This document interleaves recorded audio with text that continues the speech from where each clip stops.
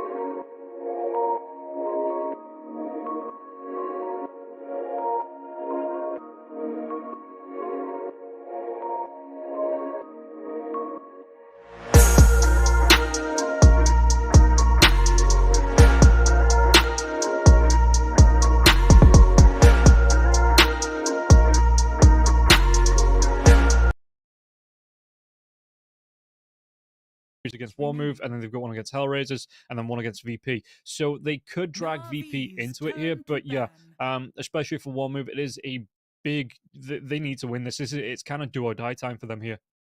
Yeah, but one move have beaten Hydra. The other teams that they have played against are the three strongest ones. So we can't really say that one move have been doing badly. They've also been taking games off a Spirit, off a Bed Boom. Yeah. So they really have shown up. 2-2. The only thing is now they have to transfer that into wins against the weaker teams, mainly Navi and Darkside. And in my mind, they should be able to do it, right? Unless they have completely lost their drive because of the losses. I think they're more than in these two series.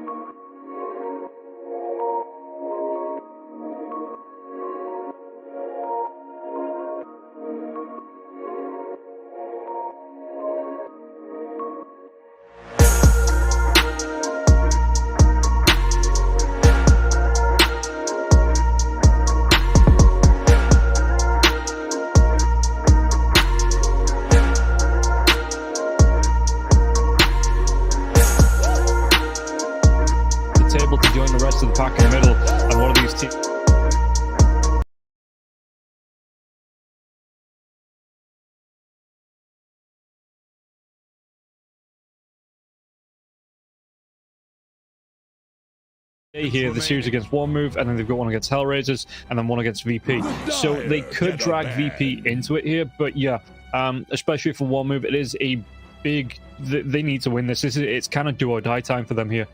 Yeah, but one move have beaten Hydra. The other teams that they have played against are the 3 strongest ones, so we can't really say that one move have been doing badly. They've also been taking games off a Spirit, off a Bed Boom, so they really have shown up to. The only thing is now they have to transfer that into wins against the weaker teams, mainly Navi and Darkside, and in my mind they should be able to do it, right? Unless they have completely lost their drive because of the losses. I think they're more dense in these 2 series. Yeah, no, like you said, they have won one series against Hydra. They went 2-1, but every single series they've played, they have gone down to the losses 1-2. So like you said, they are picking up games here. They are starting to, I can't even say starting, the entire season has been 2-1s or 1-2s in there. So they do have a good chance. Meanwhile, Navi, they've only picked up a single match here, a single series up against Darkside, and haven't won a match in the other series they've played, it looks like. And that's pretty rough for Navi, especially, you know, coming into this final week. Like I say, they do need to be looking for any advantage you can get, and at the minute it does seem like it's going to favor one move coming into this series. Yeah, for sure. I mean, Navi are the true Division 2 team coming into this one, you know. Hydra, they're doing right, but Navi, they're doing as you would expect from a Division 2 team. They were second in Division 2, so has to be called puck champ at that point, but doesn't really matter. They definitely are going to benefit from the Division 1 experience, and that's I think fine for all of their players. Especially I'm happy to see Shigetsu, who has been the top carry of Division 2 for, I don't know, 3-4 tours, whatever. Like he has been crushing it, and now he has gotten to experience Division 1, and he is doing a solid job, but the team in general is just not on that level just yet. Yeah, I kind of hope that they stick together. I mean, I'm a bit worried, obviously, because Navi, they want to be playing in Division 1 as an org. You know, they want to be taking one of the top teams slots. They want to be sticking up there. So, yeah, I'm a little bit worried what happens to this Navi team if they do go down to Division 2. But hopefully, as a set of players, they do stick together, because Division 2 is still, you know, good practice for them. It gets them more experience, especially playing together as a group. Obviously, there was some changes coming into Division 1 when Navi took over the team instead of, like you say, instead of Puck Champ going into Division 1. But yeah, hopefully they do stick together if they do go down to Division 2. I doubt it, though. I think Malady in general, him first, is probably going to be looking for a Division 1 team, and there's if he gets picked up. MMR, especially in Eastern Europe, is a big kind of point that teams look at when picking up a player, and Malady being one of the highest ranked support players, he's obviously going to be on a lot of radars, right? So especially with some of the teams might not be performing as well as they would hope to. So in that regard, I think that Navi, if they drop down, and after this series we're gonna have a bit of a clearer picture. I don't think that the same 5 players are going to be playing Division 2 in the next tour.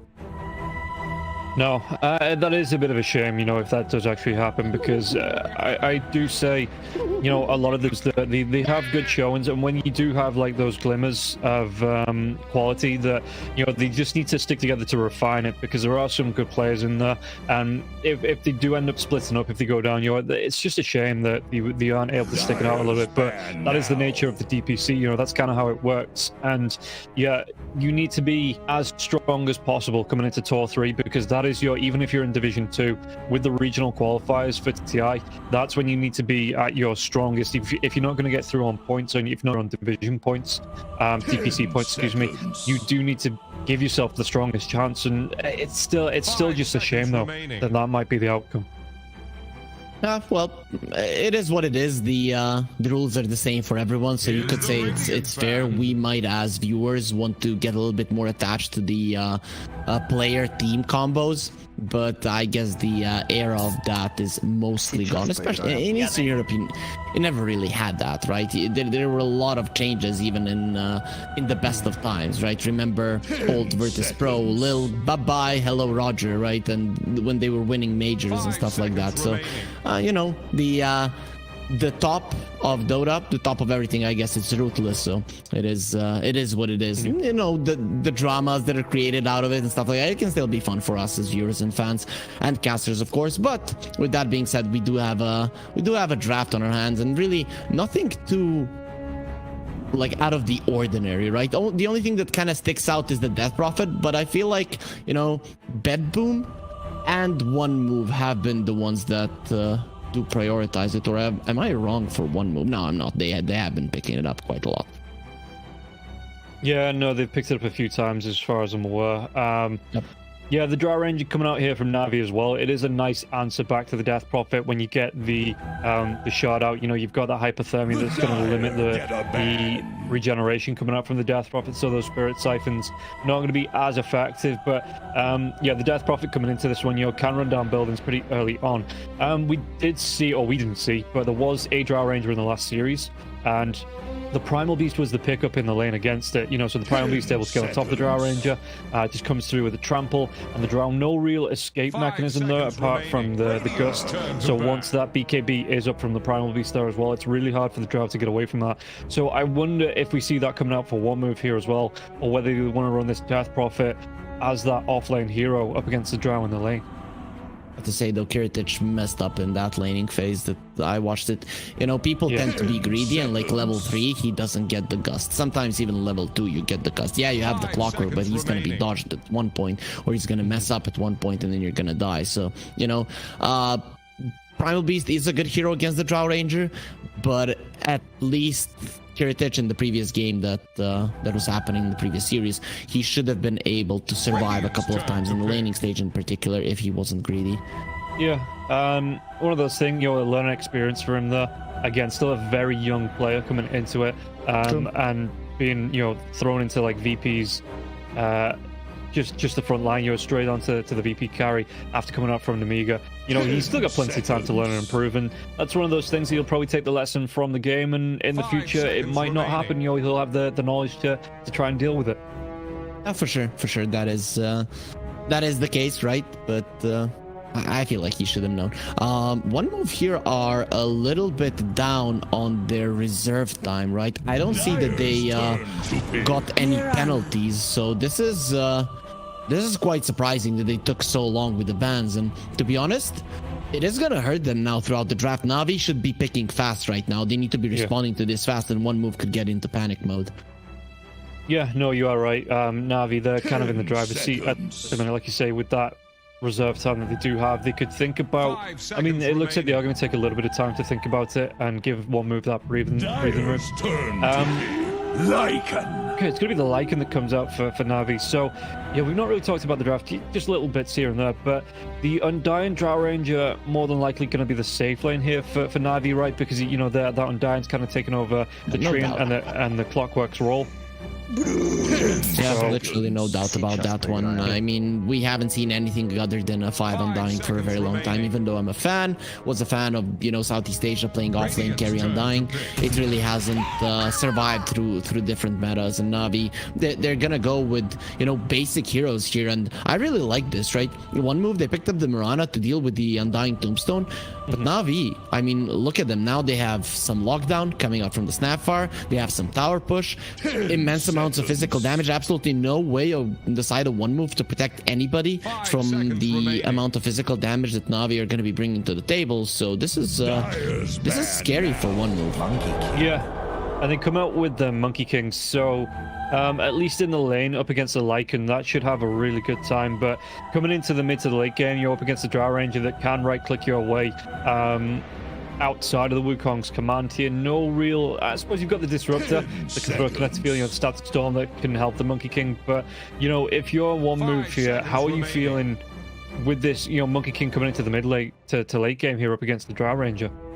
It's okay. It depends. The Monkey King depends a lot on the Death Prophet, and the supports depend on the Monkey King. So in my mind, Death Prophet really needs to be strong in this one, because one of the best and easiest way to utilize the Monkey King in the early mid game, and even in the late game is to have a fat frontliner that stands and attacks towers. Death Prophet fits that scenario. She comes to the tower, she uses the exorcism. If you go on her and the Monkey King is in the trees, well, you're gonna be going into Wukong's command where you will most definitely lose a fight. Tombstone, Shapeshift, whatever, you're not gonna survive if you just run into the Wukong's command. So I'm in that regard, I like it. As you mentioned, the laning stage could be good for him, but on the other hand, Snapfire can be an annoying hero to play against when you're the Monkey King. The wolves constantly chip you, and the Snapfire does do massive amounts of damage. So you know, not the easiest thing for Munkushi, but considering that Monkey King is his top hero, has been for, you know, at least a year now, I don't think he's gonna be having much issues with it.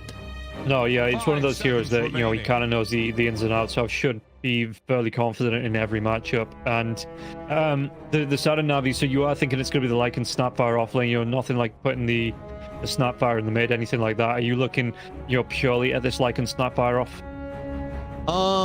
I would not hate a Snapfire in the mid lane, but to be honest, then you would have to have a position forward that is just as good. Techies comes to mind as a harasser of the Monkey King, but that's about it, right? On the other hand, though, we do not see that One Move are currently sporting a melee mid laner. It might be a Death Prophet mid lane as far as we know. So because of that, the Snapfire just doesn't seem as powerful in the mid lane as it could be. Yeah. I do like the Timbersaw ban here from Navi as well. You know, you've got yourself 3 strength heroes already, so just taking away the Timber, it just makes sense here. Taking away the Tide as well. You know, Tide we've seen over the past few days, it's coming back into it a little bit more, getting back into the game. The setup as well, you know, the setup stun that would help up with the Static Storm and the Wukong's command. Obviously, One Move, that could be a great pick for them. So Navi are just like, absolutely no chance of you getting that. Yeah, no reason to give it away, because you get a Gush, you get the Blightstone and the Mirana, and then the Undying, even on the early levels, he cannot be super aggressive onto you because you just smack him down with the overwhelming amount of minus armor. So yeah, the Tidehunter has been so dominant in the laning phase that I feel like a lot of position 5s just don't want to play against it. Yeah, it makes sense. It does make sense here as Navi coming into the final pick, potentially this mid lane picker. Is there anything specific you're looking at? Because I do believe the Storm Spirit, the Batrider have been banned out, but you know, Ember Spirit is still in the one of the stronger heroes. In fact, I think Team Spirit, they drop these hero rankings every so often, you know, just the meta heroes. I think they put the Ember Spirit in the S tier, you know, with the Storm Spirit as well as the Puck. So Team Spirit at least really valuing this Ember Spirit, and do you think that's something we're going to see here for Navi? I'm looking at it. It would be kind of hard to play it versus a Death Prophet in the lane. So that could be the only reason that you do not want it, right? But other than that, it does work really well with their lineup. So I wouldn't hate it, actually. The catch from One Move, once he gets a BKB, is non-existent. He does have the ability to outplay the Disruptor Glimpse ulti. So yeah, if Melojule feels like he's not scared of the Death Prophet, I wouldn't mind seeing it. Yeah, just going back to see what else he's played through the tour. Storms and the Lesh. The Lesh has been banned, right? Yeah, Lesh has been banned by One Move already, yeah. So, I mean, really thinking about this with the reserve time. It's going to be the Sand King. Okay. That's his special. That's really his special, but it's a melee hero versus a Death Prophet. So good luck. Yeah. I mean, it's good that he's a specialist, but you could see that they were thinking along through it, and he's like, can I do it? I've done it in the past. Let's go for that one. And they were missing that Blinkstun initiation, so he is going to be contributing to that one for sure. Yeah, and it is going to be the Primal Beast that comes up for One Move. So running it back here in this next series. But yeah, Melojule, coming back to that, even though he is that melee hero, you know, he's got great ways to clear off camps. So even if he does fall behind, and that might be where One Move have to be very active at getting the wards down, because even if Melojule here falls behind, you know, you should be stacking out your ancients, your camps for the Sand King to recover. And even if it's not recovery mode, you know, he can still get in the jungle, clear them off with the Sandstorm. You'll get himself in and do the damage as well, and fairly comfortably clear off these camps. So we'll see here how One Move, you know, do you expect them to be very active at getting these wards down? You're very proactive at making sure Melojule can't get the best out of this jungle? you have the Disruptor and the Mirana who can be quite annoying and invading, and considering that the Monkey King is going to have a good lane, I think that it's highly possible. But what I would be afraid here if I was Navi is that I have literally one stun to stop the Primal Beast from rampaging through everyone. So my main concern wouldn't be getting Sand King super strong. It would having Sand King there always ready to battle, because if Afterlife is part of the fight even without the BKB and you don't have the Sand King there to just slow him down, to stun him, Afterlife is just gonna destroy everybody. Yeah, it is a great last pick here. You know, the Snapfire with the cookie, but you need to be accurate with that. You need to be able to set that one up. And again, Dry Ranger with that Gust, it might not be, or it's not going to be super effective once that BKB comes out. So one move. I really do like this Primal Beast last pick coming up for them. And looking at both lineups, any favorites before we get into the actual match? I think one move are coming in as the favorites of the series. Their lineup looks kind of well-rounded to play it, so I'm gonna go for them. Okay. I'm not sure. I'm going to take the time we have the quick words from our sponsors to think about who I want to pick here. But yeah, before we get into it, guys, a quick word from our sponsors over at EGB. Check it out.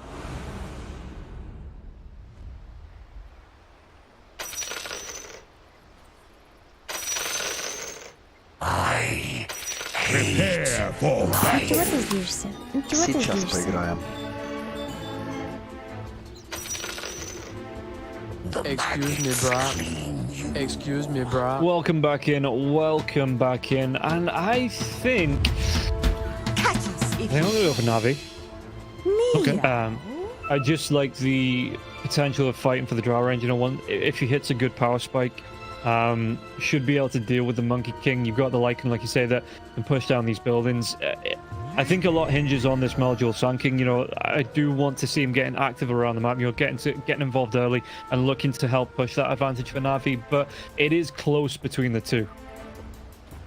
I feel like Navi their lineup has potential, but it is not easy to execute. It's good that Melduel is an expert on the hero, but a lot of things have to go right, and I think a lot of those things rely on the Lycan and the Sand King, and both of them are destined to have a pretty tough laning phase, and that is where I think that Navi's lineup falls flat, is that one move have kind of countered them in lane.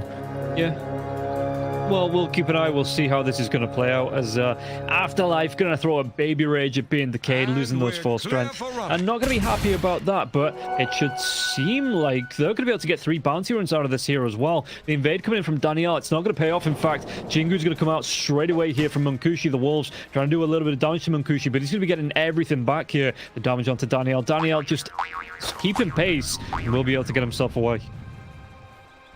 Usually lizards should not be as fast as a monkey, but I guess when you don't have the chances of using the trees just yet, they're not going to be that big of an issue. But I like the aggression here coming out from one move. Danielle, he's getting lane? close to going down here in the bottom lane, and one more right click. Munkushi, the body blocks from the Wolves, but Pantomim will still pick it up. As yeah, we see the odds on the screen. EGB showing that one move coming into this with the favorites, but it's not a massive difference between the two teams here. But EGB still putting one move as the favorites.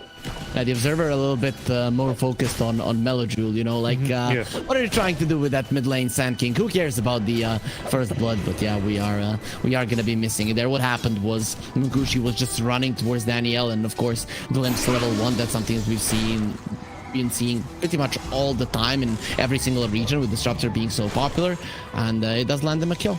Yeah, really nicely done there from the side, and you can see it's going to come out once again. Daniel going to get himself away. I mean, level 1, he did take the Scatter Blast, so there's no cookie here to get himself away. The Balance Strike comes through. Munkushi doing a whole lot of damage, and is it going to be another kill going the way? Daniel comes out with a Scatter Blast, but Munkushi will still be able to pick up that kill. So great start here for the Monkey King and the Disruptor in the lane. Yeah, beautiful, beautiful overall. You could see how he was slowing him down, and Malik is oh, what a usage of the tree. That's beautiful. He's still gonna come back. Yeah, he's still going to be pushed back here. The Balance Strike comes up in 4 seconds. So Monkey King saving that for the final strike coming through. It doesn't get the kill, though. Malik, he's still going to be secured here by Pantomim. Munkushi maybe just mathing it a little bit wrong. I think he was relying on the last strike of the Jingu with the Balance Strike, but he right-clicked him first, so the bonus damage didn't apply there to the Balance Strike. No, you're wrong. He is a carry, and he knows he's going to be getting creeps. So he understands that it is his support that is not really going to be getting a lot of gold. So he just lets him have it. Getting him on that path to the Aghanim Scepter early. I see. Okay, you know, thinking 10 steps ahead, Munkushi. Right up in there. More so, buy me tangos. Yeah, need regen. Carry, need regen. Danielle going to be glimpsed back once again, and this level 1 on the Sky Blast, you know, it's really hurting here. And Pantomime, he picks up another one, and yeah, that's going to be the regen gold. You can see he's got that clarity queued up here as well. But the fact that there's no cookie to try and get out of range after that glimpse comes out, it is really hurting the Snapfire. And one move already running over this lane. I don't know what you do as Na'Vi to try and recover into this. You send the wolves to pick up the wave. You don't send the disruptor any longer. Sorry, the Snapfire any longer, because we all saw how that one ended up. And yeah, it's ending up pretty badly now as well, because Pantomime, he can do whatever he wants, understanding that the position 4 on the enemy side is really not going to be much useful against him. No, and he's even got half a level advantage here over the Lycan. That's yet again, like you say, the position 5. Meanwhile, if we take a look at the other lanes, you know, there is a lot of action here in the bottom lane, so we'll keep flicking back to it as and when things kick off. But we need to pay attention to the other lanes here as well. As looking at the last hits, so the Drow Ranger fallen behind the Monkey King a little bit, you know, in terms of the denies coming out, but is keeping pace in the last hits. And, you know, Malady not having an awful time here in this lane either, coming up against Afterlife and Gilga. The thing is, it's now minute 4. The Undying is going to start going through all of his mana, and once his mangoes are down, he's not going to be that big of a problem any longer. So considering that the Drow Ranger didn't go for the Gust level 3, I think this is now the timing where one move could try to go for their aggression onto the Drow. Yeah, it's interesting to see the Primal Beast. You know, there are different builds coming out, different schools of thought on how you build this. Sometimes at level 3, you're going to see a 1-1-1 build. But like you say, if they can get on top of the Drow Ranger with the 2 points into the trample here after the onslaught, there's not a whole lot that Na'Vi can do to push this one back. And you follow up as well with the arrow coming through and Murano at level 3. I assume maybe even the 2 points into the Starstorm for the extra jump in and burst. This Drow Ranger sitting on 640 health. Well, it's not going to be 640 for too long if these two heroes do get on top of her. For sure. And also, it is currently a pause, but Pantomime is coming to the mid lane, so Melojule, I wouldn't want to be in his skin. He only has Burrow Strike level 1, and Sand King is naturally a very, very slow hero. Yeah, they have that sentry to come down now as well. The kinetic field comes out. Melojule, is he going to be able to get himself away from this one? The glimpse comes out. The Burrow Strike, he didn't even move with that, and Melojule is trying to block the vision with the trees. In fact, clever play there, and Na'Vi at least have the practice with the trees, it looks like, but able to break that vision, and all of a sudden Death Prophet can't get the kill onto the Sand King, and at least he's going to be able to get himself towards that bounty, get the bottle up here as well, and get some recovery coming in. I guess if their Dota careers don't work, at least they can take up gardening, forestation, or whatever, because they seem to be amazing in that one. Yeah, it is. Well, just a couple of clever little plays coming out here, like you say, from the side of Na'Vi. And it's cute. It's cute. I'm sure I'll be seeing the attempts more and more in my pubs. And, you know, you got to try it to learn it. Yeah, you could try it in demo hero. That's what people usually do. If you're just planting trees like there's no tomorrow, you know, that should not be happening. Bottom lane once again. Daniel, he's going to go down to Pantomime. Mid lane, though, Melojule going to be doing a lot of damage. And the Monkey King just finding the free farm here. You see on the health bar, yeah, Melojule getting really down low. He did get that D-ward off Ironcrad with the drain coming through from the level 3 Spirit Siphon. So Melojule this time, at least he has the raindrops, but going to have to wait at least 50 seconds here, or 45 seconds for the rune. And there's not even a guarantee he's going to be able to pick it up and bottle it. Daniel, he knows what his job is. I've already died 3 times, so when I died the 4th time, to make sure that my mid laner has a good time. So at least he's going to be finding some impact there, and that is very important. But we are seeing that the lanes are starting to kind of crumble for Na'Vi, and that is what I was afraid of when I saw the draft. Even now, this top lane is a problem. She gets us being dove. Yeah, and 10 seconds away from that trample once again. I think Gilga, did he go for the second point into the Starstorm? He did, so the leap's coming through. Shigetsu, it's going to take a lot of burst damage coming through from these two heroes, and it's going to be really hard for the Drow Ranger. Meanwhile, in the mid lane, you know, we're going to see the Epicenter coming through, as well as that Burrow Strike. Ironcrad, though, going to get himself away from this one. One more right click, he's taunting it, but he's going to taunt to his doom there, as Melgil will pick up the kill. First kill on the board for Na'Vi. Even finds himself the haste rune here as well. Yeah, perfect. Definitely perfect for him. It's not perfect for Danielle, who is, I don't know. He's just a freebie. He's a creep for this Disruptor to get every single time. 5 kills on the Disruptor, 5 deaths on the Snapfire. So that is not looking good. But what is looking good is that kill from Melgil. Malik. Oh, I hope they don't kill him. Okay, he's gonna be okay. Yeah, he is out of mana now, so no more wolves. But you look at Munkushi coming through. Orb of Corrosion is there, and this just allows Pantomime to be able to leave the lane. In fact, is there going to be a glimpse back onto Malik once again? It comes out, the drag back, the cookie away this time. So Malik should be able to get himself out of this. As Malik gets a kill onto Gilga in the top lane, but Malik, one more right click, still could get in range here, the Monkey King. The chase down. Daniel trying to do what he can, but the balance strike, the Jingu Mastery is up here for Munkushi. So he's just to be able to sustain with a life steal. Na'Vi at least did get a kill on the top lane, which is very weird. You know, Gilgir dying. I guess he didn't respect the potential of the Gust and then just got brought down. And I like that Na'Vi, after that death of Malady, actually did manage to apply more pressure on the top lane. They're actually doing quite an amount of damage to this tower. It's not something that one move should allow to happen, especially when you're playing against the Lycans. You're gonna have to be focusing on the bottom lane a lot. And if you don't have the top lane tower, it's going to open so many potential moves for Na'Vi. Yeah, the Tombstone will go down. I think denied that from Marty anyway, so it won't be picked up by Gilga. Chasing. No, the Ghost comes out mid-onslaught here. You see the TP up from Pantomime, and it's just not going to be in time, so it looks like both heroes on the side of Na'Vi on this top lane. Is here. Coming in with a haste. He has that epicenter in a second now as well. Has to watch out for the sounds from Ironcrad, but he might be able to jump himself 4 heroes though from the side of one move. Melgil, does he want to try and stick around and maybe go for a gank here? Malady gets low. He is going to go down, and Ironcrad's going to be the one that picks up the kill. Munkushi on the bottom lane gets the kill into Daniel once again. Danielle is 0-6-0. Oof, Zara Observer just has to reconnect, getting kicked out of the... Welcome back, landlubber. Not going to be missing much. Yeah, and we all like to see the home screen of Dota, right? It's kind of the only part before we start playing where we feel happy. So it's always nice to see it there. Of course, after it, despair usually does come, but when you're watching professional Dota, that's not going to be the case. The problem I have here is that Na'Vi on the bottom lane with 2 of their heroes, they cannot keep away the Monkey King, and this is a Lycan. He needs to be pressuring that tower. So once he gets his Helm of the Dominator and Sand King gets the blink, Na'Vi really need to start forcing the issue on the bottom lane. That's gonna allow one move to have so many options. So I'm a bit afraid for Na'Vi here.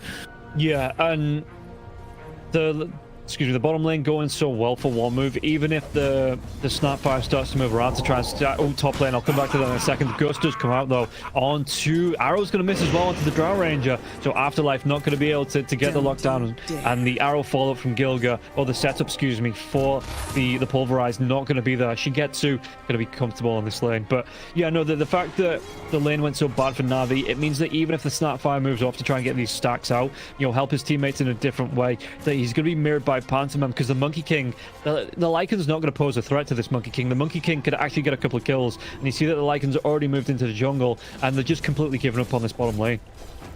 Yeah, they definitely have, and for a good reason. You're just going to continue being smacked down, considering that the Monkey King has the Orb of Corrosion.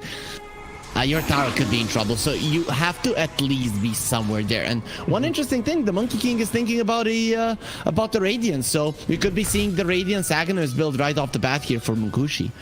Yeah, and I mean, why not? He's getting all this free farm. It's not being interrupted at all. He's top of the net worth. He's having a great time in this game. And really, apart from sending all 5 heroes here from the side of Na'Vi down, how do you really interrupt this monkey? Currently you cannot, right? You need the Sand King Blink, which he's gonna get, but let's see if he gets out alive.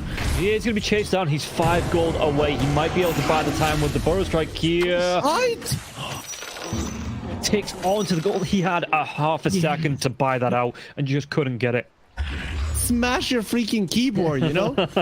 Oh man, Melojoule. I mean, it's still not gonna be that big of a deal, but getting bonus kills with the glimpse always is gonna be a huge thing for the disruptor. Yeah, and this is just... It's an absolute walkover here by one move. Navi, there were some good ideas, I think, in this draft. You know, I liked the draft coming into it, but one move just absolutely taking control in this game. And look at this, even Pantomim pulling out the Lycan on the bottom lane. And now there's going to be the drag back. Malik going to get himself away from this one. Anchored with a chase down. He's having to use a shapeshift defensively to go for that tactical retreat here, you know, to advance in the other direction, this Lycan. And what else can you do? Because one move, they're looking to take control over this entire map, it seems. And also, one good thing that one move supports did, the Lycan units went for them, and they definitely would have killed the disruptor at least, but they used the smoke, and with Lycan being nowhere in the vicinity to break it, well, the units can't do anything about it. So overall, Navi, they get almost nothing out of it. Yeah, and really, again, what can you do to get yourself back into this if you're on the side of Navi? I mean, your plan is the same. You need to go towards the bottom lane. The problem I see here is that Navi, they might even get scouted out by this ward in the triangle if they go for a smoke. That smoke needs to be a swift. It needs to come out the second your Snapfire is level 6. And if it's scouted out and one move can act on it accordingly, they, let's say, foil one of your plans to take the bottom tower, I feel like the game ends just there and then. So Navi have to be very careful of what they do. And Daniel, he will take down the ward. Okay, that's very important. Yeah, Melojoule at least getting himself back into this ancient stack, you know. They have a sentry down here as well to make sure there was no wards, make sure Melojoule wasn't going to be spotted. Like I say, Daniel getting the D ward on the other side of that triangle. So the blink is up now for the Sand King, and we'll see what impact he's going to be able to have with it, as a smoke will come out from these two heroes. We see Afterlife on the top lane, you know, being uncontested. The Drow already moved away from that top lane, but it is going to be all about here Navi with the smoke, and can they find themselves anything? Because this Monkey King not even going to be in the lane, so the Lycan with his Helm the Dominator creep and his wolves will be able to push down the tier 1, and it looks like one move not even going to move over to try and defend this. I think this is the right move, because you know that the only way that you're kind of giving this game back to your enemies is if you fight in places that they want to fight in, and the only place that Navi want to fight in is the bottom lane. Just let them have it. We have such a good lead that if we just play passively till the end of the game, there's a good chance that we win, and Navi are going to be the ones forced to go super aggressively and potentially make mistakes. So one move, they make a calculated decision, whereas I think if it was a slightly better team, they would still go smoke towards the bottom lane, try to fight, see how it feels, feeling that they couldn't lose. But one move, there's a lot on the line here. Yeah, no, this isn't the time and place for, I guess, called heroics. You know, you play it sensibly, you get yourself in, you maybe potentially find a kill like this here onto the Drow Ranger, you put yourself in a more comfortable position for the rest of this game. Yeah, for sure. Right. Just play the top part of the map where it's going to be easier. The bottom part of the map is going to be somewhat controlled by Malik, but considering that Navi don't have any vision there, he is not going to be taking more than just 2 camps. And if you're one move, you're more than happy with it if you're killing the enemy carry in return. And let's take a look. I mean, Afterlife pushing out this top lane, so he's having a great time as well. Item wise, we've not really spoken about the Primal Beast items, but you know, going towards, he's already got the drums, the phase boots come out as well. That BKB not going to be too far off here. Mankushi, he's, like you say, building towards that Radiance. Only about so I keep forgetting they've changed the gold build up on it, so he's only about 117 gold away from the Sacred Relic, and then that Talisman of Evasion, that's not going to be too far off here either. And yeah, just no contest onto the Monkey King, so he's going to be absolutely fine building up to this. I'm actually surprised one move are not putting a bit more emphasis here in the mid lane. I guess the idea is we don't have that BKB on the Primal Beast, but then it's weird, right? You bought the drums, you would assume that you want to just keep running forward. If you cannot defend your towers, that is a bummer then. So either way, we're gonna be seeing probably one move now. The way that they're playing tells me, guys, we are just gonna let them have everything they want on their biggest timing now with the Helm of the Dom, Helm of the Overlord, the Blink Dagger on the Sand King, and their level 6s, and then once we get our BKBs, once we get our items, that is when all of the chances for Navi end. So I think we're gonna be seeing a bit of a you know, cat and mouse game here with Navi wanting to catch something and one move just not giving it away. Yeah, Gilga going to be able to get a D1 here now as well. We see the smoke coming out here from the side of Na'Vi. Going to get a jump on. Can they close that gap? There's going to be the glimpse back now as well. And it looks well. The Mortimer Kisses are going to start to rain down. The Death Prophet was already away. The Primal Beast and the Disruptor also leaving. So not going to get anything out of this here, Na'Vi. Well, Yeah, but not... I was going to say they push one move back from their own jungle. So it does create a little bit of space for them. Yeah, but they are in a place of the map that they don't want to fight in. They want to smoke there and get out. And yeah, well, they didn't get out fast enough. Yeah, Malady will go down. It's going to cost them the Undying's life. It's glimpse back now as well. Going to be able to get another kill onto Daniel. The trample coming through. Munkushi with the damage. Only going to do about 500 gold away now from that Radiance for Munkushi. This is just a classic Dota game, right? The Dire side is controlling bottom lane, the Radiant side is controlling top lane. In those classic games, you have to understand that you're not staying there for long. If you're staying there for long, you're most definitely under enemy vision, and you're going to be punished for it. So Na'Vi, you know, overestimating themselves, to be honest. Do you think with this next exorcism here, as Maljul pushes out the top lane, are you looking to, once that Monkey King has the Radiance up, get yourself into the Roach pit? Or is it, you know, do you want to be running at the heroes at the side of Na'Vi with this exorcism and the Monkey King Radiance? I feel like you get the BKB on the Primal Beast and then you walk into the pit. I think that's the right move. Well, we are going to be seeing the Moonlight Shadow coming out, connected onto the Undying with this arrow once again. Cookie for the stun. The Exorcism will be used. Glimpse back now as well. Daniel going to be chased out. Scatter Blast for the slowdown. Daniel going to get himself away from this one. Was that follow up? Any leads, any gap closes. Handcrab doesn't even need it. Throws out the Crypt Swarm and gets the kill. The Death Prophet is such a fast hero when you use the Exorcism. There's no running away from that one. He's thinking about doing some damage to the Roche. I don't think this is necessary. One move, they're like, let's just get this over with. But yeah, to be honest, they would be fine just continuing to farm. There's really nothing Na'Vi would be able to do with it. And with the next Exorcism, you could get it more safely. But it seems like this is gonna be safe enough. Yeah, nope, backline. It's not. The kill comes out onto the Mirana here, and it is going to be the pickup from, well, grouping up Maljul as well, Shigetsu to get themselves that kill. And Munkushi, the rest of one move, going to be not forced, but they're going to be careful around this Roach pit now, as it looks like Na'Vi, they're going to take this opening, and they're going to run with it right into the pit. Yep, that's a Roche. That's a Roche from Na'Vi, and yeah, this is what greed can get you sometimes. Oh, guys, we can kill the Roche with 1/5 of an Exorcism running. No, you're not gonna do it. Just get the hell away, prepare yourself, and have all of your 5 heroes to be able to protect the pit. So at least Na'Vi has to commit a little bit more, and you can maybe get a kill after it. But overall, the Roche doesn't change much for Na'Vi, right? Shigetsu is gonna be able to farm a little bit safer, but they are still gonna be significantly weaker now that Afterlife has his BKB. Yeah, and how much do one move need to respect this Aegis as well? You know, fighting into it. Do they still feel comfortable in this drive? You know, driving this game forward, or do they have to kind of back away for the next 5 minutes and wait for this Aegis to expire? You don't back away, but you don't fight the full 5-man lineup of Na'Vi. Your heroes are pretty mobile, right? You don't mind being separated, so you play the map and you give the enemies 1 kill if it's 5 of them, and if they start separating and you don't lose anyone, that is when you strike. Okay, well, we'll keep an eye, like you say. They are moving around here, Na'Vi, as a group, in position.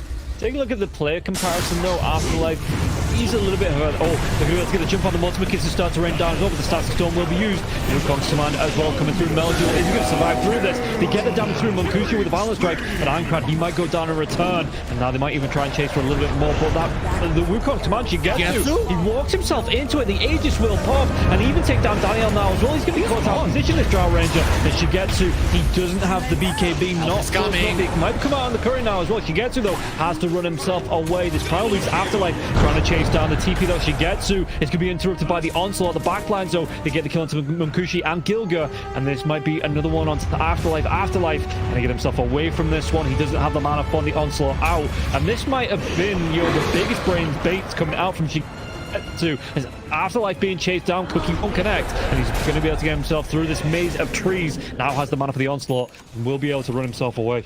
A couple of mistakes happened there from one move. Other than their perfect setup, they made the mistakes. First, Aincrad doesn't use the sticks. He has 17. He definitely lives with those. And then Dimirana misses an arrow on a Aegis target. So that's really something that should not happen. Now she gets out of BKB. He's a lot tougher.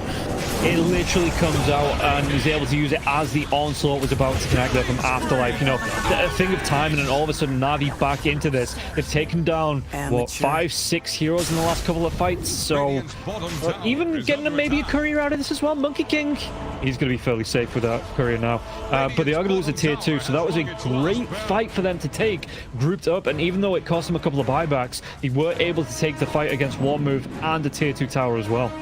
Na'Vi are back. They're definitely back into this game, and I'm a big proponent of that movement on the map is much more important than, you know, micro usage of your skills. But One Move, they just screwed up way too much of the spells and items that are easy to pop out. As I mentioned, the sticks, then the arrow onto a target that is gonna get back to life in 5 seconds, like Gilgear.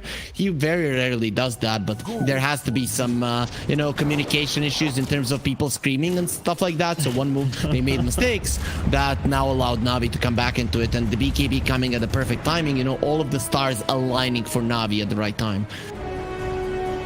Yeah, and all of a sudden, you know, they close that net worth gap. You can see the odds as well. Well, right after that fight, but EGB putting the odds 9-1 here on Na'Vi. One Move still looking like the EGB favorites in this game by a big factor between the two teams. So we'll see how this is going to play out. But yeah, Na'Vi showing they're not down and out of the game number 1 just yet. A good couple of great fights, even turning it into objectives there as well. Dota Plus wouldn't agree, given that Dota Plus is at 65% for Na'Vi and 35% for One Move. So, you know, Na'Vi, they're looking good. I talked about it. Their biggest problem was the laning stage, and I thought they're never going to get the chance to play this game properly. But with a couple of mistakes, suddenly you're in a position like you were playing it properly up until now. And looking towards the later portions of the game, it's not going to be easy for One Move, especially with the Radiance on the Monkey King. He's not going to scale as much as he would with a Battle Fury. Is under attack. Yeah, it gets a little bit harder for him here. Do you expect, you were talking about the Aghanim Scepter to come out. It looks like he wants to go towards a BKB here. BKB Desolator? BKB, right? BKB. Yeah.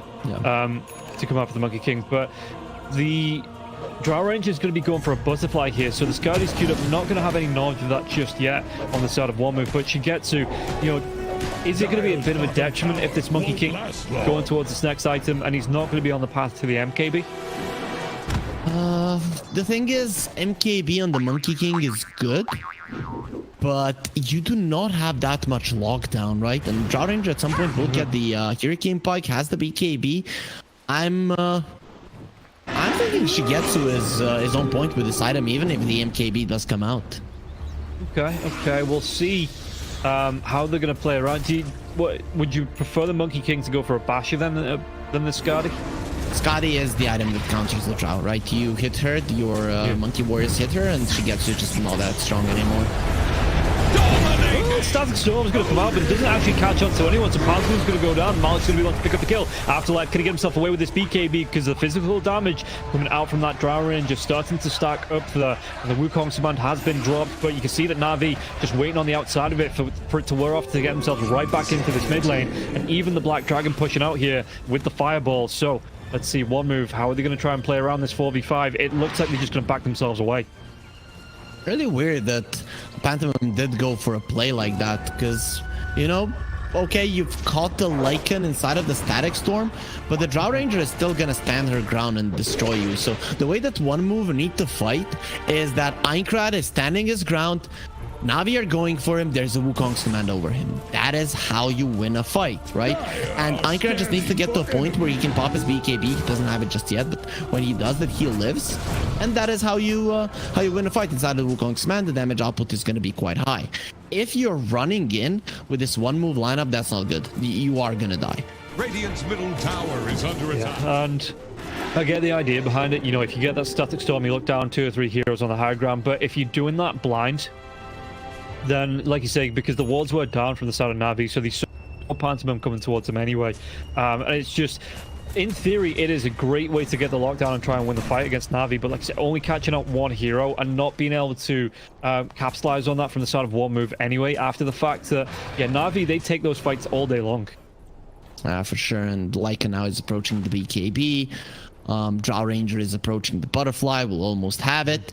This Disruptor that is 5, 1, and 10, he is the lowest net worth hero by far on the map. The supports of Na'Vi that were struggling, Daniel has 10 deaths and he's close to being the most farm support. So overall, Navi's farm distribution is really good. Melojul, his only job is to blink and stun, right? So him having a blink BKB is more than happy with that.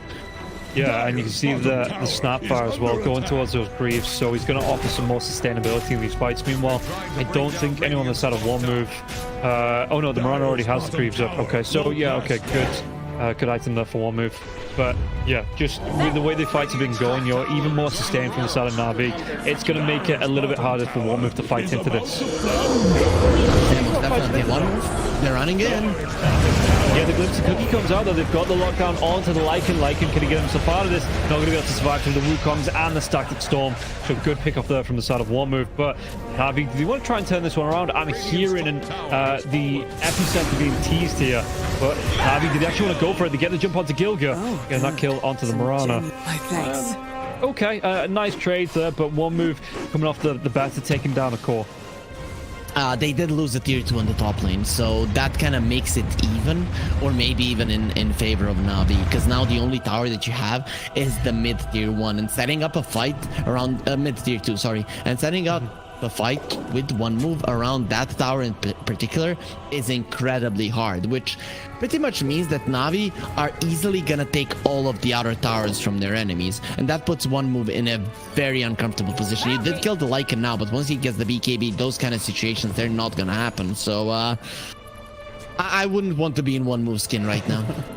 No, and not too far away from that BKB either. He's got, what's it, about 300 gold? Yeah, 300 gold here, the Lycan, before he's going to be able to pick this one up. Meanwhile, Melojul, what's he want to go for here? Looks like it's going to be the E-Blade for the Sand King. Well, he's going to be a ways away from this one. The idea from the Sand King right now, you have the Boots of Travel. You need to be countering the split push that is coming out from the Primal Beast, from the Monkey and the Mirana, right? So you're always keeping the lanes pushed in, allowing you to fight. If it is a fight that Na'Vi are choosing, it is a fight that Na'Vi will most likely win, unless they make some crucial unforced errors, and they haven't been making too many of them thus far. No. You can see the Ankrad here as well. He wants to be going towards the overwhelming blink. Just looking at the items coming up, because usually for Primal Beasts that we see, you know, when we see heroes, players like Collapse playing it, I'll come back to in a second, looking at the map, you know, smoke coming through from Na'Vi.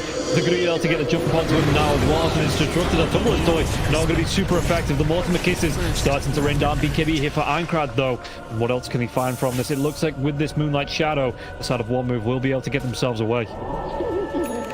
They'll escape, but still very small commit coming out from Na'Vi, and one move are now gonna have an exorcism that pretty much opens up the Roche. As soon as it's up, Na'Vi can easily go in there and take it.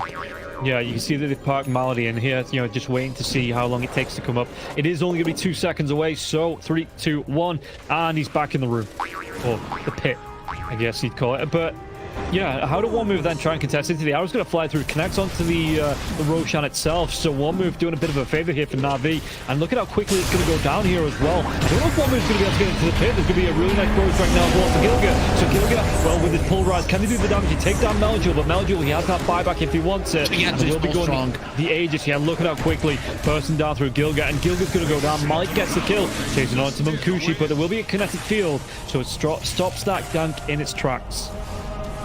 Okay, I mean, in terms of trades, in terms of heroes, not the worst thing for one move, but every single time Na'Vi are getting some kind of an objective, something for their lineup, and the Drow is getting stronger and stronger. We're seeing just how powerful she gets with. He's just running forward through Wukong's command with the Radiance, and he does not care. The Skadi will maybe change that, but setting up fights for one move now is going to be increasingly difficult. No outer towers whatsoever.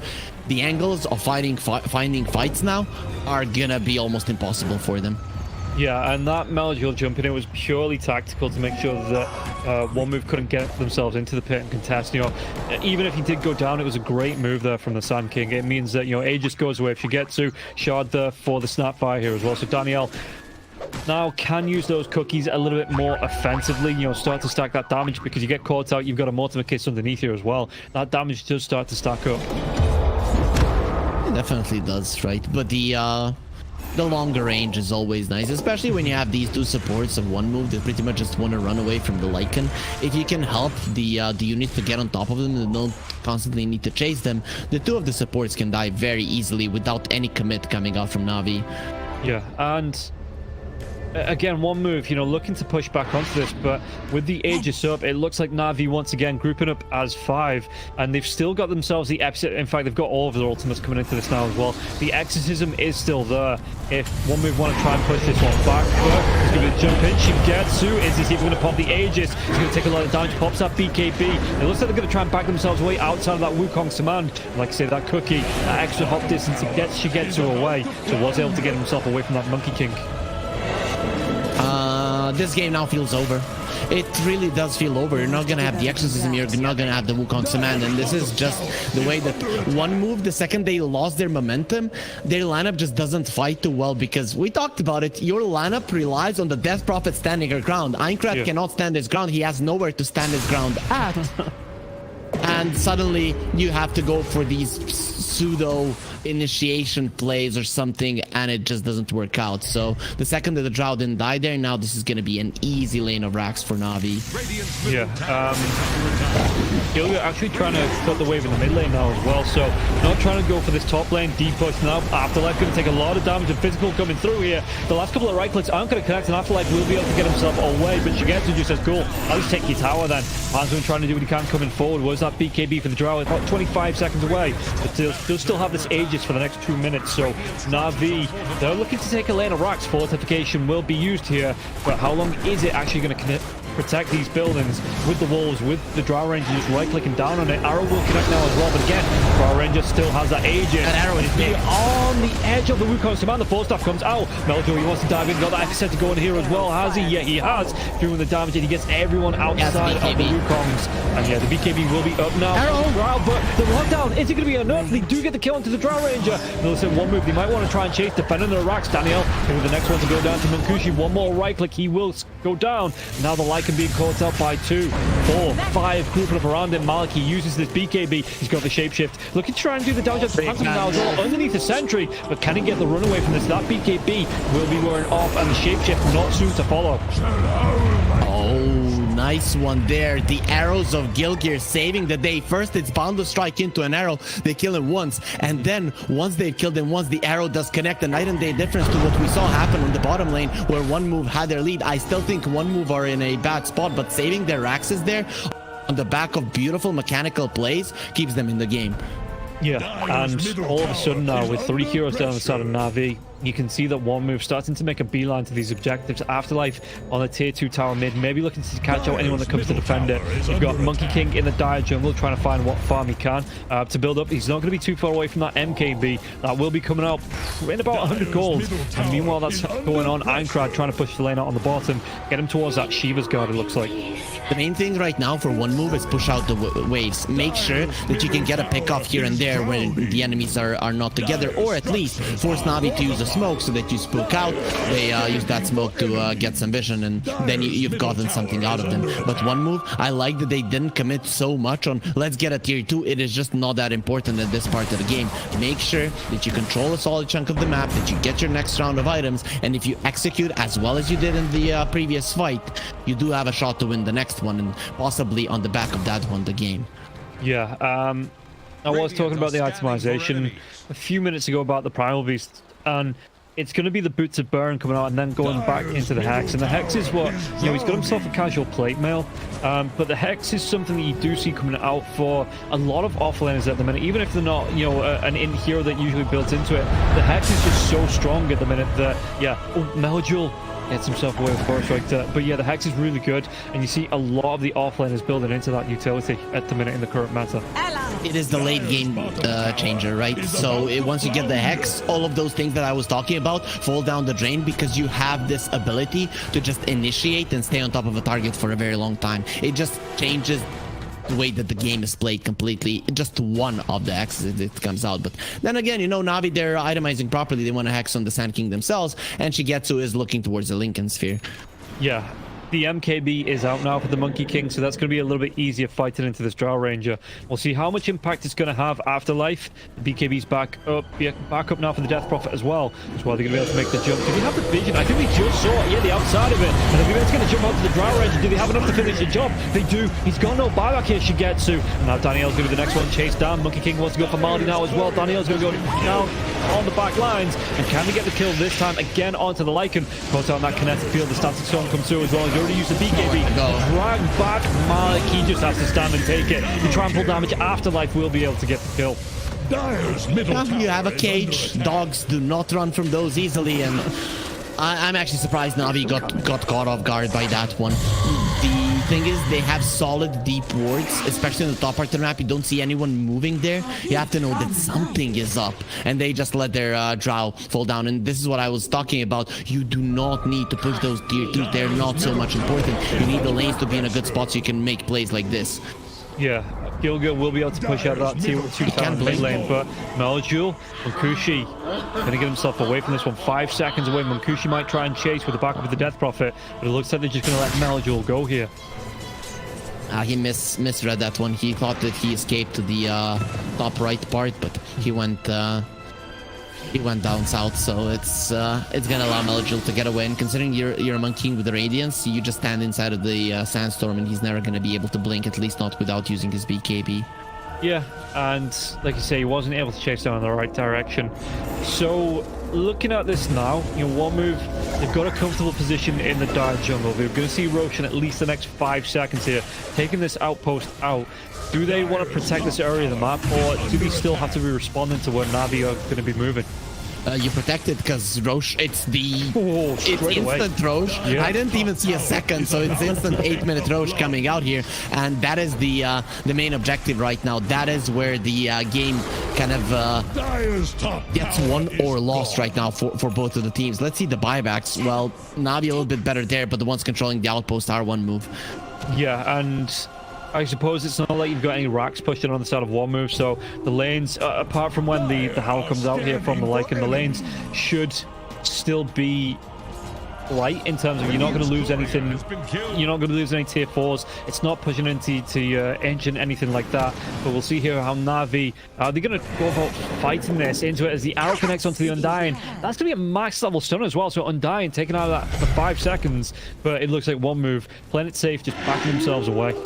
One move went through the worst, and now they're just one level away from a level 25 Wukong's command. And that is pretty much, you know, the time where Na'Vi, they cannot fight in a very, very big area if the Monkey King is alive. He's gotten to that point where his damage output is so high that you just cannot stay inside of the Wukong's command. It is not possible for the Drow to run through the Wukong's command any longer. So I think one move, just like they shouldn't have forced the first Roche, right?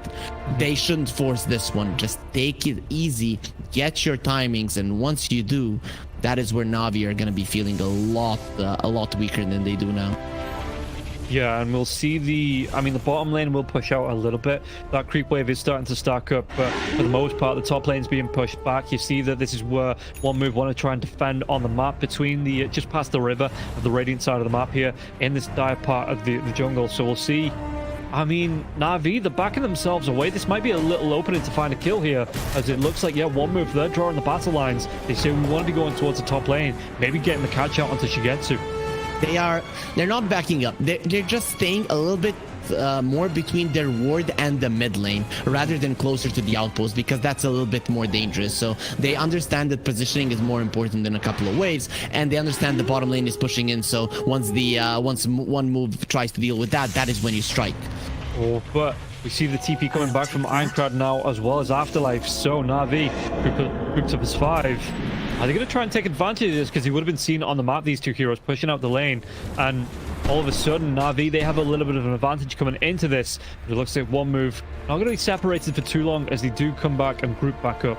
Hex out now for the Primal Beast as well. There is a Hex for the Primal Beast, there's a Hex on Melojule, but the biggest one is the Aghanim Scepter and the Disruptor, right? We saw Pantomim in some situations where he would just go and use his ulti. Right now, if you do it, that hero is just gone.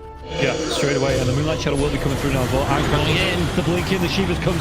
Oh, Exorcism will be there now as well. Ankron with the BKB, the chase down onto the Drow Ranger. Drow not able to get that BKB off, and they've got the lockdown now. The BKB is able to get to, but he's going to lose so much health. Look at that Wukong man. He takes up the entire bloody screen, and Munkushi just going to be able to get the chase on Malik. The glimpse comes back onto the Lycan, and they take down all 5 heroes. Munkushi coming through with that ultra kill, and this is going to be again, Na'Vi missing 5, the cause.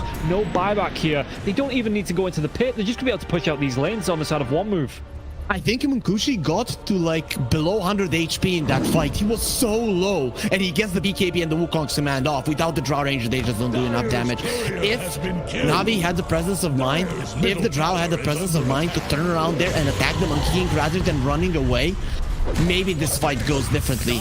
But you know, you're in panic mode. You're not just gonna stop and try attacking. But the second that the Wukong's command comes out and he gets his Jingu stacks, that is when the fight is completely over with for Na'Vi and possibly the entirety of the game. Yep, and free racks here for one move, moving themselves in uncontested because everybody on the side of Na'Vi was still dead. So the tier 3 in the mid lane, the racks in the mid lane going to go down. And at this point, one move, no, there's no buybacks available because if there was, they would have already bought back into this, and it's going to cost them 2 lanes of racks here. Na'Vi can't, you know, get anything from this because they need to defend the lanes now, and this just means one move, if they want to, can back themselves out. They've got that time, that distance between the 2 teams that they can move into the Roche pit and maybe look for a free Roche as well. They didn't pop any of their buybacks. That shows me that Na'Vi want to fight. They're not giving away this Roche. They understand they can't do it, so I'm pretty confident that they're going to be coming over. Melojule, Malik and Shigetsu all don't have buybacks. It's only on the support. On the 2 supports that the buybacks are available. Apart from that, the gold difference, it's way too much. They don't have them available. Well, it is what it is, and Na'Vi, they're so, you know, they know they have to go for this fast, so it's probably not going to work out too well. Yeah, we'll see here. I mean, one move, they know they're inside the pit here. Na'Vi, you've got the lockdown onto the Lycan. He dodges off that arrow, though. Backline, Wukong's man comes out. They've got the stun lock onto the Lycan, and Lycan's going to be slain there, so revenge for Little Red Riding Hood. As the glimpse comes out, won't connect. She gets the BKB off. Afterlife, furthest one forward. 4 heroes from the side of Na'Vi, looking to do what they can to disrupt this. The Wukong's man will go down, but Exorcism is going to come back now as well. They've got this popping off, and it looks like they might pop off onto Malady. They've got it case down as well. Onto the Drow Ranger, going to use the BKB. They've got the lockdown, they've got the kill, and they might not even need this Roche now as well, as there's going to be the dive in. Backlines, Melojule, what's he going to be able to do? GG's going to be called. Na'Vi, they know they don't have a chance for these 2 cores being down. One move, they're going to be able to take game number 1 up against Na'Vi. And Na'Vi, they look disappointed, and they should be. They had this game. When they were pushing on the top lane, the game was over. The only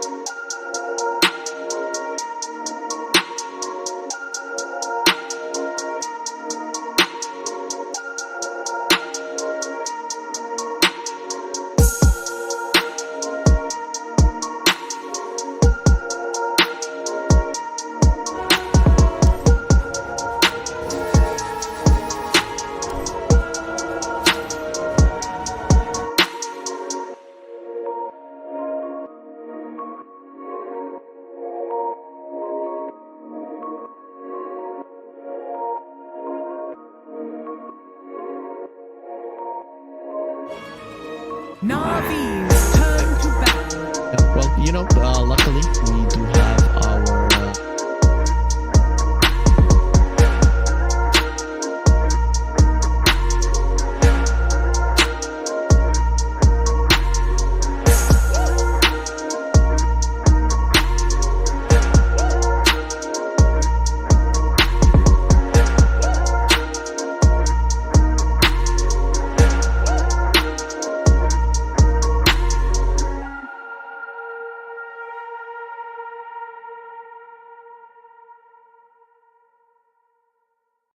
Is not on the highest of all of levels, but in South America it's 56 to 44. So you know, Eastern Europe, China, and Western Europe are the ones that are most in favor of Dire, and to be honest, they're the ones that, especially Eastern Europe.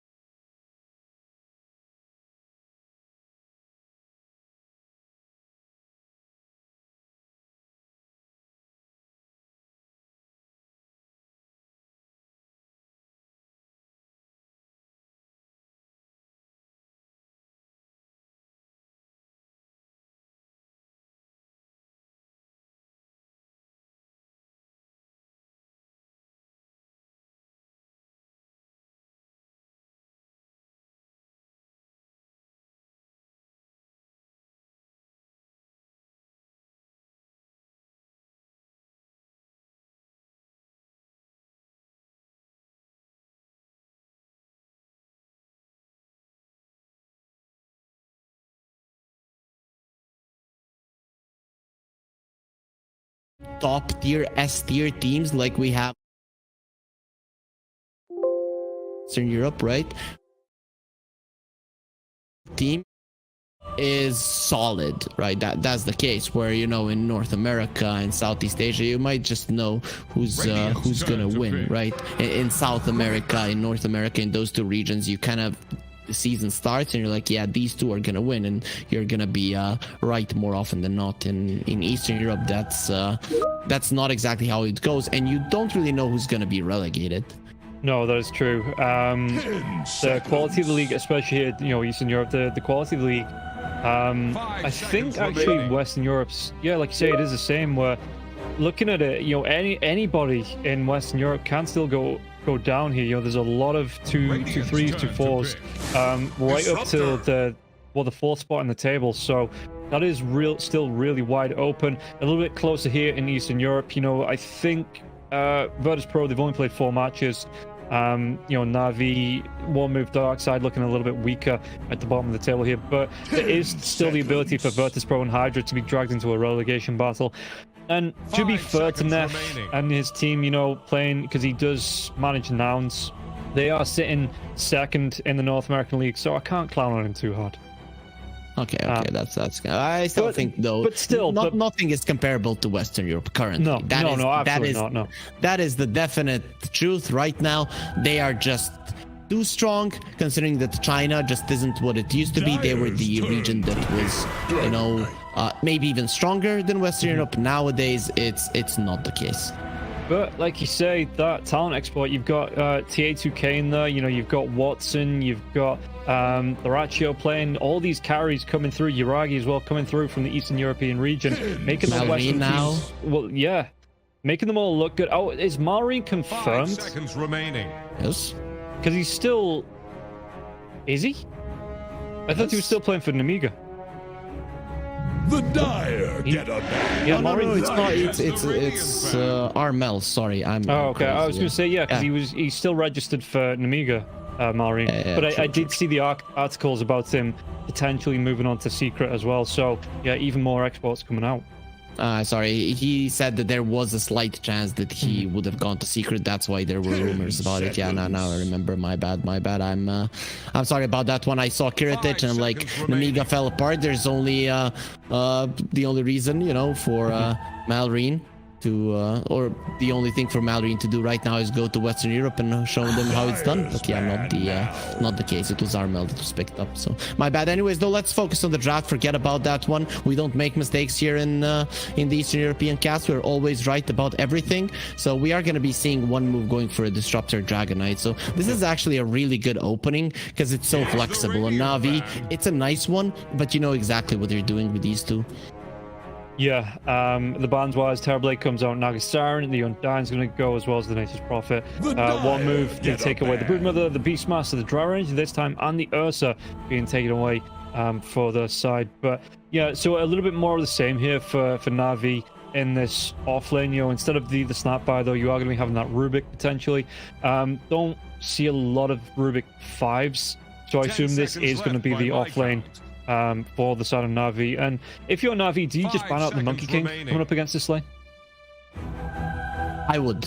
I think I would, because there's a Dragon Knight on the other side. He's kind of the same as the Death Prophet, stands his ground and pushes a tower with the Monkey King behind him. He is not as fast in pushing down towers. He's not as good at taking Roche, but even if the game starts going south, you do have good blink initiation. So I would, better than the Primal Beast and the or the Death Prophet. So I would get rid of it. I think Navi, they've had enough of a beating in the previous game.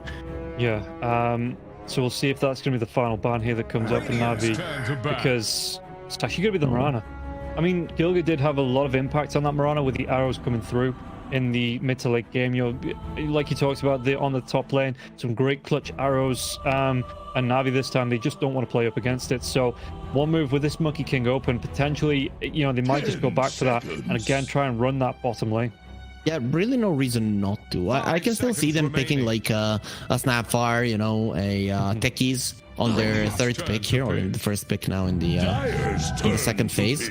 But the Monkey King is just very, very strong. They're gonna go for the Enchantress, so less team fight, more of being annoying and somewhat of a Lycan counter. So I like it. I think it's a smart choice. And it's probably gonna be now Pantomime playing the Enchantress and Gilgir on the Disruptor. Yeah, potentially swapping that around, like you say, the Ench. Being able to take one of the Wolves away in the laning stage, or, you know, steal that Dominator creep as well from the Lycan. It's a massive pain in the ass to play against if you're the Lycan. So, again, maybe I'm a little bit surprised it wasn't banned out, and the Enchantress we've seen does a lot of damage coming through when you start to build onto that impetus. So one move, it's a great pickup for them. Meanwhile, Navi, they go for the Marcy pick. Please let it be a carry Marcy. Whenever I see a support Marcy right now, it just falls flat because its laning stage presence just isn't there. You do not have the reach to be able to grab somebody. And let's see, yep, it is going to be a carry Marcy. Okay, I'm liking that one, because Shigetsu is one of the guys that brought it into the meta in the previous Division 2, right? So I'm looking forward to seeing it. I was kind of surprised he didn't use it more often. 10 seconds. Yeah, I mean, Marcy's gone through so many nerfs since she got put in the game, but we are still seeing the Battle Fury, the BKB, Basher build coming out, and looks incredibly effective. Once you get on top of a hero with the jump in from that rebound, it's very, very hard for the hero to get away, and it's still going to be able to burst down once that Unleash gets used. You know, even though the Dragon Knight is a big tanky knight, that Marcy will still be able to rip through and kill him off fairly quickly in these fights. We know from the series that if you rip through the clothes, at least, then Marcy might look away and be in a little bit of trouble. So is gonna have to just punch him in the head if that's a possibility. But yeah, we'll see how it goes. If it is a core Marcy and you're always next to the Dragon Knight in lane, if you're close to the tower, you can pull him into it. So that could be happening. There's the Monkey King. Really no surprise there. If Marcy is ahead, she can jump into the Wukong Cement and smash his head in. If she is not, once she jumps in, her pulses don't really help, because Monkey King doesn't rely too much on his right clicks. He relies more on the Monkey Warriors, who don't really care about the pulses. Yeah, so if you are, I mean, again, if you're Navi, you saw that lane go so badly up against the Monkey King. in the first game. How do you try and deal with this coming into the second game, seeing as it's going to be a very similar matchup? Oh boy. You are gonna go with the shenanigans from level 1. You are not gonna allow, if you're Daniel, to just get smacked down every single time from level. You're just gonna dodge the fights, make sure that the Disruptor and the Monkey King are never together. So you accomplish that by making sure that the Rubik and the Lycan are never together, and you just try to survive until you get your Helm of the Dominator. If you're not giving away that many kills, and if the Monkey King is not as strong, then the Helm of the Dominator timing will be much stronger. Yeah, Na'Vi now banning out the Rallies as well had a great impact being able to get on top of the dry range, onslaught into pulverize. So I can see Na'Vi, again, not wanting to play up against that. But yeah, I am very surprised that when they were banning out the cores, they didn't take away the Monkey King and opted instead to take away the Mirana. I can see the idea behind it. It did have a lot of impact, but this bottom lane, it just set Monkey King up to have a great game. And we saw I think, what was it, like something like 11-1 and 19 throughout the entire game. Yep. In terms of kills and deaths. Yeah, and Monkey King is also the best 5 seconds hero remaining. for Munkushi. Monkey King is irreplaceable. The Mirana is replaceable, right? There are other heroes that are gonna do similar things in terms of damage, in terms of follow-up lockdown on the Dragonite. So yeah, I do agree with you. The Mirana ban definitely not something that I liked. Yeah, one move as well. We're seeing the Puck ban, the Primal Beast and the Puck ban. So this Dragonite, you were talking about it being a flex pick. This far in the draft, do you have a preference for it already, or is it purely just responding to what Na'Vi is going to pick up as their final pick? Because one move, they have that overall last pick coming out for them. It's not ideal to lane against the Morsi Lich, so if you see that it's going to have a good matchup in the mid lane, you might send it there. And considering it's a Pango, they could do it. But on the other hand, it's a Pango, so you can punish him with some heroes that crush melee heroes, like a Snapfire, like an OD. Though Aincrad isn't really too big on those heroes. Could you still go mid Timbersaw here? Up against the Lycan, Marcy, and the Pangolin, like 2 melee or 3 melee heroes. Just being able to throw that out with the Chakrams, the Will and Deaths anytime they come in close. Then I'd rather see the offlane Timber, to be honest, because DK mid, you are gonna do more with levels. Pango is gonna rotate, you're gonna take the tower down. So if they would go for a Timber, I'd prefer it in the offlane here, and especially because you have the Disruption and the Enchantress. They're very good at rotating, so leaving the Timber alone is not gonna be a problem. Ember Spirit. Choose your It's actually gonna be the Ember. So it is gonna be the offlane Dragonite. It looks like that Ember Spirit in the mid lane. Yep. Pango and Ember Spirit, I can't remember last time I saw this matchup, so how does this lineup look to you? Both lineups coming into this, is there a preference for either one fighting into each other?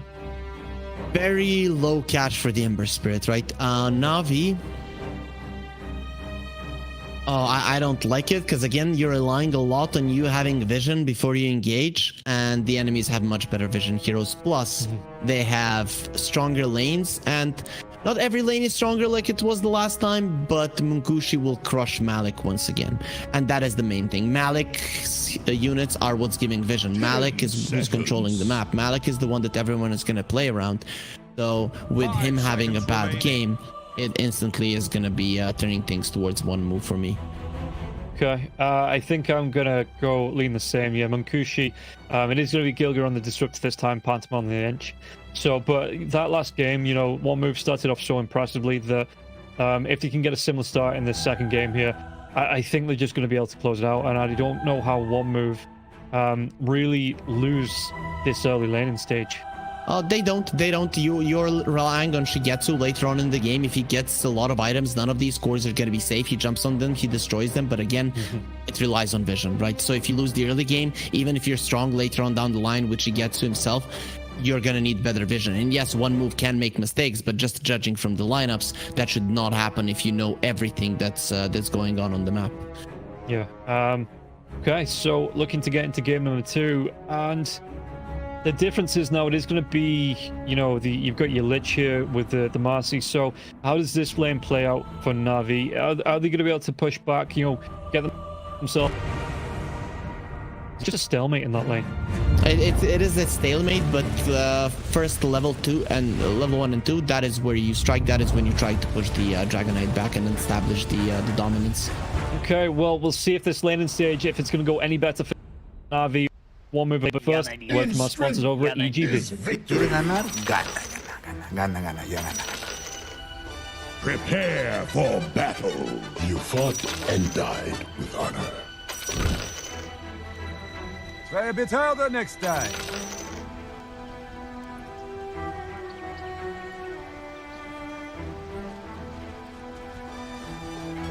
Welcome back in as we get into game number 2. There was some battle lines being drawn on the map, both smokes from both teams coming out, and we'll be breaking now. We'll see if Na'Vi, they're going to be able to get the jump onto Ironclad, but the follow-up damage coming through, that Fade Bolt will fly through here now as well. The glimpse onto Melodule, so Melodule going to be back into the mosh pit of 5 heroes, and Ironclad's going to be the one picking up that first blood. And that's a great start for your Ember Spirit, because I mean, that's pretty much bottle gold after these runes come out. Oh boy. Like, I was, the game is not gonna be the same. They're not gonna get so many kills on their position 5, and suddenly, well, it's even worse, because bottom lane, you're gonna naturally win. Mid lane, well, it is gonna go into Aincrad's favor now, unless he makes some mistakes, and he did make a mistake earlier in the previous game when he died solo to the Sand King once he hit level 6. But on an Ember Spirit, he is a little bit more confident, comfortable, and he tends to know how to utilize his spells to get away. So I think this is the worst possible start for Na'Vi. Yeah, it is not great. We'll see the odds here as well from EGB. Looking at one move, again, still the favorites into this. A little bit longer odds for Na'Vi now as well. So, yeah, the start for one move, like I say, once these runes come out, it is going to be the free bottle here for Ironclad. He's going to have a great time with that. For the minute, Mardy's sitting in the mid lane, but obviously moving over to the Marcy. How do you then try and play around this if you're the Pango? Because Pango is going to be at the disadvantage of, one, he's lost a little bit of gold there from dying, and he's going to be so far away from this bottle. Do you have to rely on any rotations from your supports? You cannot. The supports of the other side rotate better. Yeah, that's just the truth, and I think that's the reason why they sent Pantomim to the top lane. They don't even care about him going for the Lycan, right? So you just want to make sure that your Dragon Knight has a good time, and I think that's fair. One move are being a bit greedy, wanting to win all 3 lanes now when they got that first blood in the mid lane. Yeah, and that's the thing. If it's not broke, don't fix it here. As the Monkey King Disruptor lane on the bottom lane still. Coming up against Daniel and Mark. We'll see now. Is it Daniel with the Fade Bolt into the Telekinesis at level 2? We'll see if that's going to be any more effective than that Scatter Blast into the Cookie from the Snapfire in the last game. But top lane Shigetsu taking a little bit of harass to start off with here, and you've got that chase down from the Enchantress at level 2 as well when the enchant comes out, but the impetus damage coming out at level 1 will stack up, and Shigetsu as a melee hero, this is going to be big for the damage that one move can put out here. Yeah, one move want to be a little bit more on the defensive side when it comes to trading with the Lich. Until the Dragon Knight gets level 2 and 1 point in Dragon Blood, but when that happens, that is when Afterlife just does not care if he is being harassed at all. Yeah, and we'll see here at the bottom lane, you know, there's a bit more liberal use of the spells from that Rubik, you know, throwing out the Fade Bolt every time. It does seem like burning through the mana though, and not a lot of, in fact, no mangoes here to recover this mana. So we'll see what he's going to be able to do if the one comes out sometime soon. It looks like he wants more regen here as well, you know, queuing up that Salve, the Clarity's coming out, as well as the Sentry. But yeah, Gilga, if he gets a good opening with the Glimpse, it could be another start of a snowball in this bottom lane.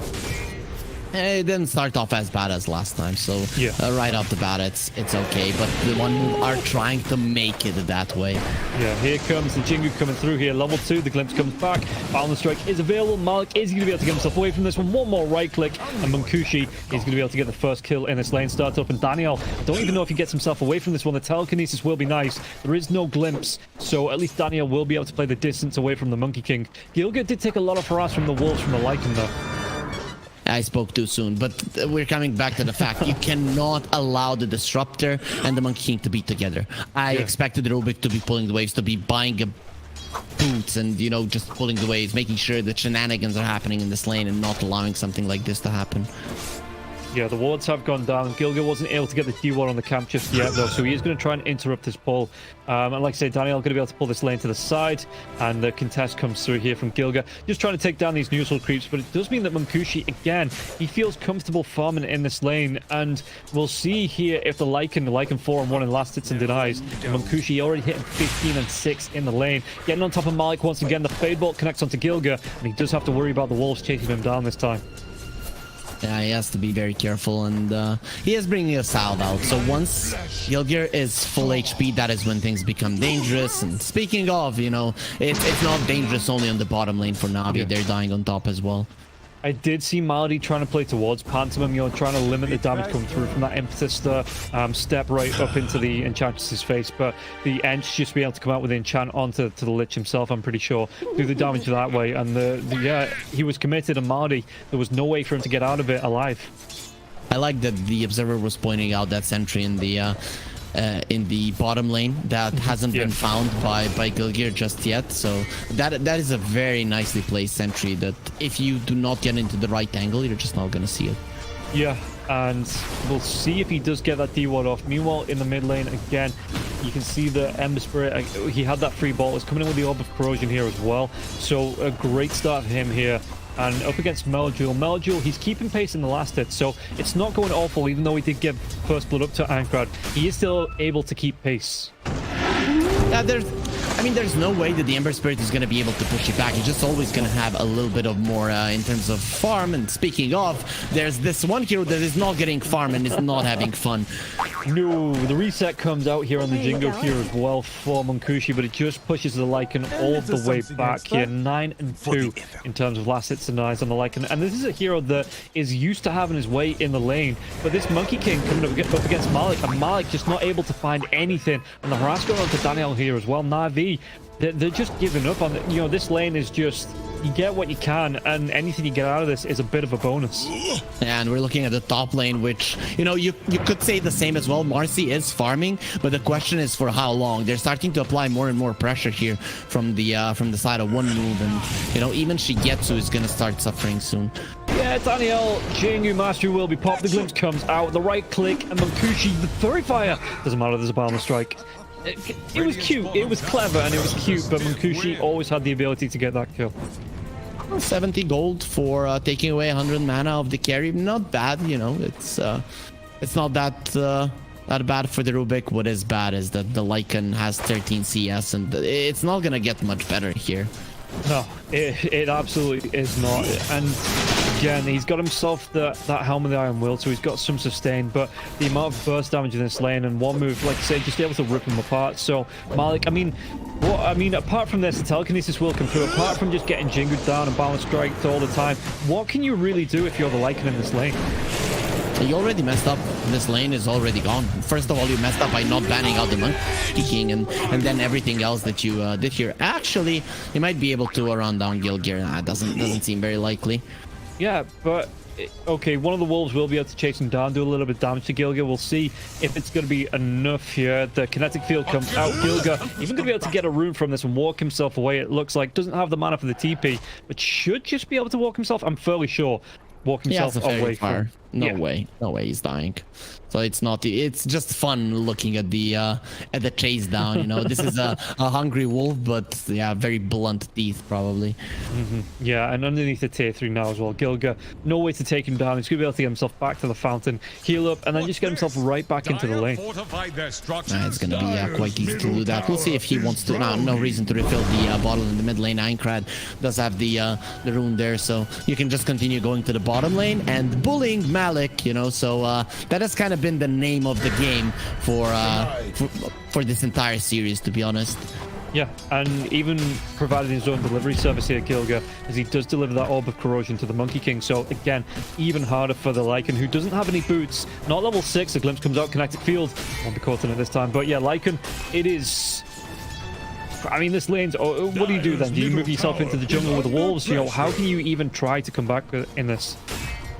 You're doing the Lycan thing. You're getting your Helm Dominator and you're pushing the lane. There's not much more you can do. This is the the sad reality of these heroes, the way that they work, Beastmaster, Lycan, Enigma, they have to stay in that lane. No matter what happens, you continue pressing forward, even if it means that you're giving something away to your enemies. If you just decide it's time to go jungle and never return to the bottom lane, that is a way to lose the game. That is a way to lose any impact on your heroes. So just continue doing the same. It's gonna hurt, but at some point, Melojul will be able to rotate to you and allow you to take that tower. Speaking about rotations, it will be seen here as Pantomime comes into the mid lane, though. Ironcrad coming through with a haste. He might be able to get himself on top of the Lycan. Malik, yeah, he's going to be seen now as well. And the chase down comes through. No points into those Searing Chains. But Malik, he's slowed down by one open corrosion. The balance strike now as well. The jump in. Everybody is bullying this Lycan. Oh, they might get the Monkey King here. He's alone. Yeah, the Rolling Thunder will come through, but Gilgit will be here offering maybe some protection. The Wolves, the damage from the Rolling Thunder. He tries to dodge off some of it with the Mischief now. Kinetic Field will be used, but Munkushi, he gets really darn low. And there's going to be a jump in. Once again, Ankrat comes in with a double damage now as well. The glimpse onto Melojul. Melojul will be killed. Gilgit claims it up, and they're even going to be able to get out the kill onto the Rubik. But Munkushi does go down. Gives a bit of gold up there before he does finally go down. Oh, Daniel kind of did everything there. Killed the Monkey King with a Fade Bolt and killed a courier in the process. I really like the dodge from Munkushi. The way he was moving, it was apparent that it wasn't going to be easy for him to get the attack there. But look at Aincrad. He's just continuing to use his DD rune to kill anybody he sees on the map. Yeah, takes down Malady, and Malady is... it's a shame for this Lich. You know, he leaves the lane once, and he's just being bullied right back into it. Meanwhile, on the bottom lane, speaking about being bullied, there will be that Wukong's command here. Jingle Mastery, the Balance Strike, and that's going to be another kill onto Malik. Malik is just not having a great series, and this Monkey King is pretty much the entire reason why. Yeah, twice in a row, you're allowing Munkushi to play his best hero. That is the best laning counter to your hero that you're looking to play, picking him in the first phase. So, Navi, they are... they're kind of getting destroyed because of their own decisions, so no reason to feel sorry for them. But Malik, you know, I just can't seem to let it go. He's level 5. He's not going to be level 6 at minute 10. He's fallen two levels behind Munkushi in the lane. You know, Afterlife getting close to that level 7 here as well. And Afterlife having a really good time. There's going to be the jump in now as well from Shigetsu. Do they get it out with the Dispose? Into that Rolling Thunder, the Unleash comes out, but Afterlife has got 3 points into that Dragon's Blood. He's maybe looking for the rest of the team to TP in, maybe save his life. No one charge is left, but there will be the Static Stone Connect Field. The Dragon Tail comes out to get the kill onto Afterlife, but Shigetsu, will he go down after the fact coming? Gilga, yeah, Pantomime's going to be here now as well. Spots out Shigetsu in the trees. Another Dispose. The damage, he's trying to do what he can with a sidekick, but Gilga will be able to get the kill. So a 1-for-1 trade, and you lose your Dragon Knight, but you get the opposition carry. I'd take that all day long. But I mean, I like that Navi did go for that play. They don't have too many plays to make. The bottom lane is kind of destroyed, and you know, okay, Malik, just let him go. Minecraft, get out of there. Is he gonna do? There's gonna be that hurricane coming through here from the Wild Wing Ripper, and Daniel might be the sacrificial lamb. He's gonna go down, and Ankrad, he couldn't get the kill onto the Lycan. But I mean, the Lycan saved his own life here. Bottom lane, Melojul trying to do what he can. Jingle Mastery once again. We're going to use that swashbuckle to chase down onto Melojul. Melojul, though, he might be able to get himself away. The backup from Shigetsu, so not trying to turn it around. But the Monkey King already in the trees and away. Yeah, he's safe in the tree. So when you lose the ability to play the bottom lane, which is what you want to do, then you have to try to make a little bit of unconventional moves on the map. So those kind of moves to the top lane, that's kind of the only thing that you can do. And you're hoping that one move are gonna make a series of mistakes or forced errors with you playing like that you can maybe capitalize on. Yeah, and we'll see. I mean, the tier 1 tower is going to be forced down, but the Lycan's going to be nowhere near this here. So there are going to be TPs in Wukong's command. Did he have any points into the Searing Chains here? On the end screen, he does. He's got 3 points into it now. They don't want to go for it straight away. They get the lockdown onto the Pangolier back line. They do the kill to Daniel now as well. Daniel is going to be inside that Wukong's. They get the chase down. They get the damage. Slider Fist comes out. They get 2. They're going to be able to go for more now as well. Yeah, there's going to be the rebound coming away from Marcy, but was that Balance Strike? It is available if they get the vision, if they get the chase down. Searing Chains with the last of the Embers for its mana. The Unleash will be used here by Shigetsu, but is it going to be enough with the sidekick to get the sustain off the Dispose? He's still going to go down. Pantomime gets that kill. Now Melojul, he has to try and get himself away with the Rolling Thunder, but it's going to end Do they have the vision? They have it. And Melojule brought right back into the Static Storm. One more right click, Gilga gets the kill with the Static Storm. And only the Lycan survives through that because the Lycan nowhere near. Someone thought about TPing into that one, then they saw the storm, and I'm not going outside today. I'm staying in and playing video games, and yeah, that's the smartest choice that they could have made, and they did. And it's looking rough for Navi again. Do they have that ability like in the first game to get themselves back into it and maybe come back and force something through in this mid game, or one move? Are they just completely in control of this game?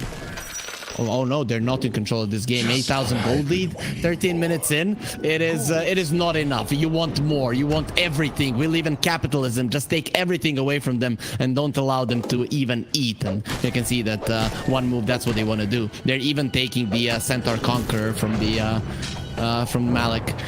Yeah, Malik trying to get himself away from this one. The glimpse comes back though, and it looks like they're going to be able to put another leash on the dog here. Ironcrad gets the kill. Malik goes down since the gates come through. Ironcrad though, he's got a remnant to jump away to, and this Chain Frost actually doesn't bounce to anyone useful. Let's say here, Rolling Thunder, they might try and go for a re-engage, but the Kira's coming through. Only the Monkey King not here for one move. They get a double Searing Chains into that remnant. If they get a jump in now as well, Daniel, he might go down. Maybe just trying to rely on that Centaur to get the kill. Side of Fist comes through, and Melojule will be able to get the kill to Gilga in the backlines, but to Dragon Tail, it follows up Shield Crash. It's not going to be able to keep this Pangolin alive, no. And Ironcrad, he is just running rampant in this game. 8-0-6 on the Ember Spirit. And he's gonna be 9 now, Pantomime. He takes it with the stolen Centaur. And that's it, sometimes for beauty, you even turn onto your master, and that's literally what this Centaur did, Helm of the Dominator just not gonna be as strong as the beauty of the Enchantress here, and they use that Centaur to go forward, and this is just a complete destruction. When I saw the early game of the previous game, I thought this was what it's gonna look like, but at least you had that timing of the Blink Dagger of the Sand King. You don't have anything like that on the side of Navi this time around. Plus their supports are pretty much reliant on running forward, constantly spamming spells. If they die early on in the fight with just using one round of spells, they don't really work. These heroes don't work, and that's what the Ember Spirit does. He kills you so easily, and now he has a DD, so it's curtains for formality once again. Yeah, coming through onto the slowed down by the Enchantress here. Malady, the glimpse comes through. Ironcrad, he's just going to be able to clean up. Godlike here now for the Ember Spirit. He has to use the defensive Rolling Thunder if he wants to live here on Melojule. Yeah, but Ironcrad, he's got that. He's got the clarity come through, the extra mana from the bottle. And Melojule, like you say, he just has to roll himself away from this one.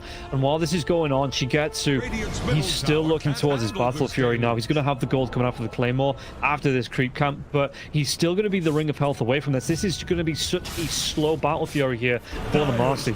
I mean, considering what's happening in the game, that's actually a really fast Battle Fury coming out from him, and a fast death for Melojule in the mid lane. And it's going to be Ironcrad. He picks that one up, the Flame Guard. He gets the damage, he gets the kill, and we'll see. Maybe we won't actually see. I don't think there's anything that can stop this Ember Spirit, because he's on a complete roll going towards that BKB now as well for him. He looks so powerful here. 10-0-7 on Ironcrad. The thing is that the supports of Navi, they have these instant disables that can be good against the Ember, the Sinister Gaze, and the Lift, but you just do not have the front line to even get close to him. The second that you start getting close is the second that you lose your life. Yeah, I'm going to hear a shapeshift coming through here from the Lycan, the chase down potential when Kushi's in the trees, but again, could be that bait coming with the backup, the smoke coming through here from one move. Ironcrad as well as Gilga get themselves in. The Wukong comes out. They're going to be able to get a kill onto Daniel. Malik, can he get himself away from this one? Looking for the TP, of course he can. He's just going to be locked down, killed off, and Ironcrad now gets himself another on the board. Yeah, I mean, right now, Navi, even when they make a good play down on the bottom lane, it's a solid play, a solid attempt. They just don't have the strength, the initiation, the levels, whatever. Even if they would have caught the Monkey King, I don't know if you kill him. He uses the Wukong's command, he still lives. Yeah. And one move are always going to be fast enough to react to that, because you cannot go for those plays fast enough or as fast as you would like. And I mean, that is the result currently. Navi, I would say they're playing this game for fun. There really isn't much of a chance for them in this one. Yeah, at least Shigetsu here is going to have that Battle Fury coming through to him, so this might help a little bit. But while that's going on, you know, you look at the net worth, and Monkey King, he's sitting about 2.5k higher than you. He's already got himself the Sacred Relic. I think the Radiance is on its full way in now. Yeah, no, he's going to be able to pick this one up as the fight is break out. Chain Frost bounces around. They are going to be able to get the kill. Gives himself up about 700, 800 gold here. He get the kill to Gillian now as well, because he looks like Aincrad. He wants to turn this one around since the gauge comes through. But there's going to be that storm. And trap 3 in Shigetsu. They've got the damage, they've got the kills, and they're going to be able to clean up Meljo. Look for that TP out. And no blink from the Dragon Knight. He'd already used it, so not going to be able to close the gap. And the Pangolier at least will be away. Centaur was missing 2 mana for the War Stomp. That would have been another kill, and he was just keeping the Centaur next to him, Pantomime, but that 2 mana really making a difference. The Swashbuckle with the Diffusal Blade in the end did save Meljo's life. Well, silver linings and all that, you know, it does allow, like you say, allows him to get away, but with the way this is going, 27-4 at 18 minutes here for one move, and they're just every time something breaks out, even if it's on Navi's terms, and I don't think we've seen much of that, it's still always going away of one move, it seems. Yeah, that was just a beautiful static storm. That's it. She gets you get a Battle Fury, and that's the time where I'm gonna farm. Finally, I'm gonna get back into this game, and you die immediately. So those are some big timings that, again, one move are gonna be able to slow down on Navi. And Shigetsu, he's the one that you're relying on. He's the one that you believe in. Everything else is not looking good. No, and all 3 cores on the side, or they're even going to be able to get Mark out of this. Mark, can he get himself away? Where's that blink to get the Dragon Tail stun? Breathe Fire comes through now as well, and Mankushi will be able to pick it up with the Primal Spring. Yeah, I didn't have the Disruptor there just yet, and Munkushi missed the Boundless Strike, so he went for the Wukong's command, believing that he got him in the Fog of War, but actually nice sidestep from Malik. And I guess that's the only thing that he has been doing successfully in the series. Sidestepping spells is the only thing he was allowed to do, so at least he's getting something done. But it's going to cost him a tier 2 in the mid lane. Aincrad, he's just going absolutely ridiculous here, what this Ember Spirit's being allowed to get away with in this game.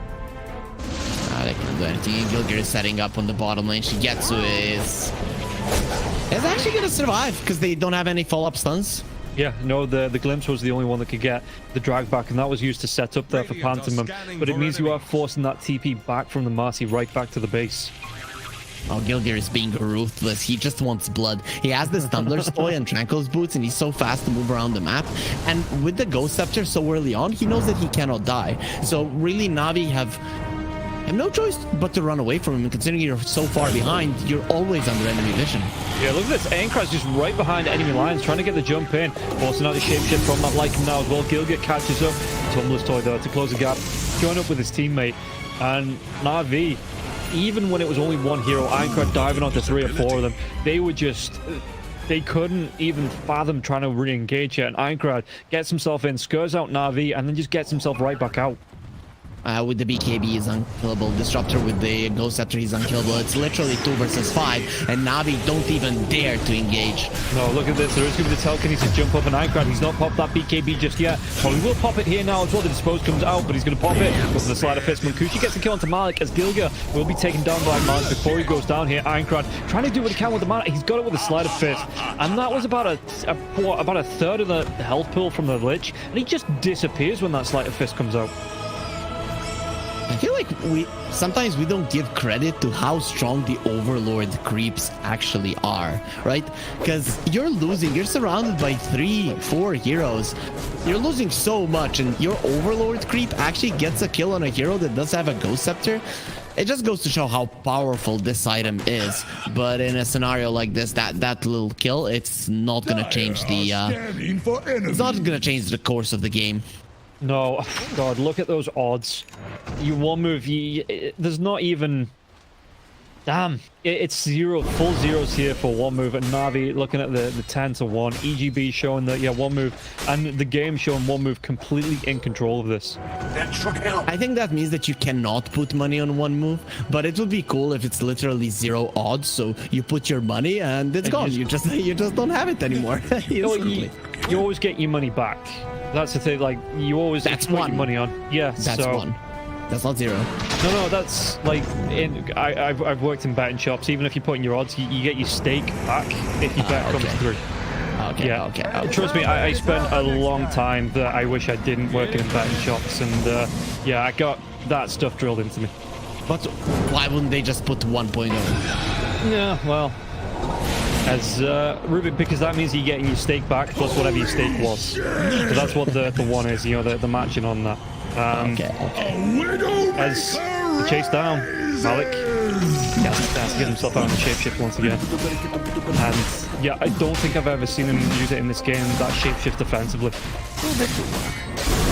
Well, you know, offense isn't really in the dictionary for Navi today.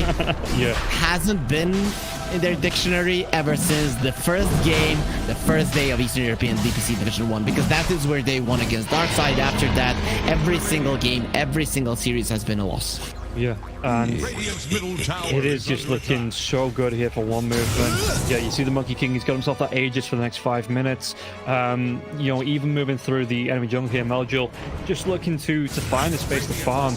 And one move is saying, no lads, no, you ain't having that. They're splitting themselves up, they are looking for these kills, and they feel comfortable moving around. The Dragon's Tail comes out now as well. It's that Static Storm. They've got the lockdown on to Shigetsu once again. Shigetsu, no way out, he's just going to go down.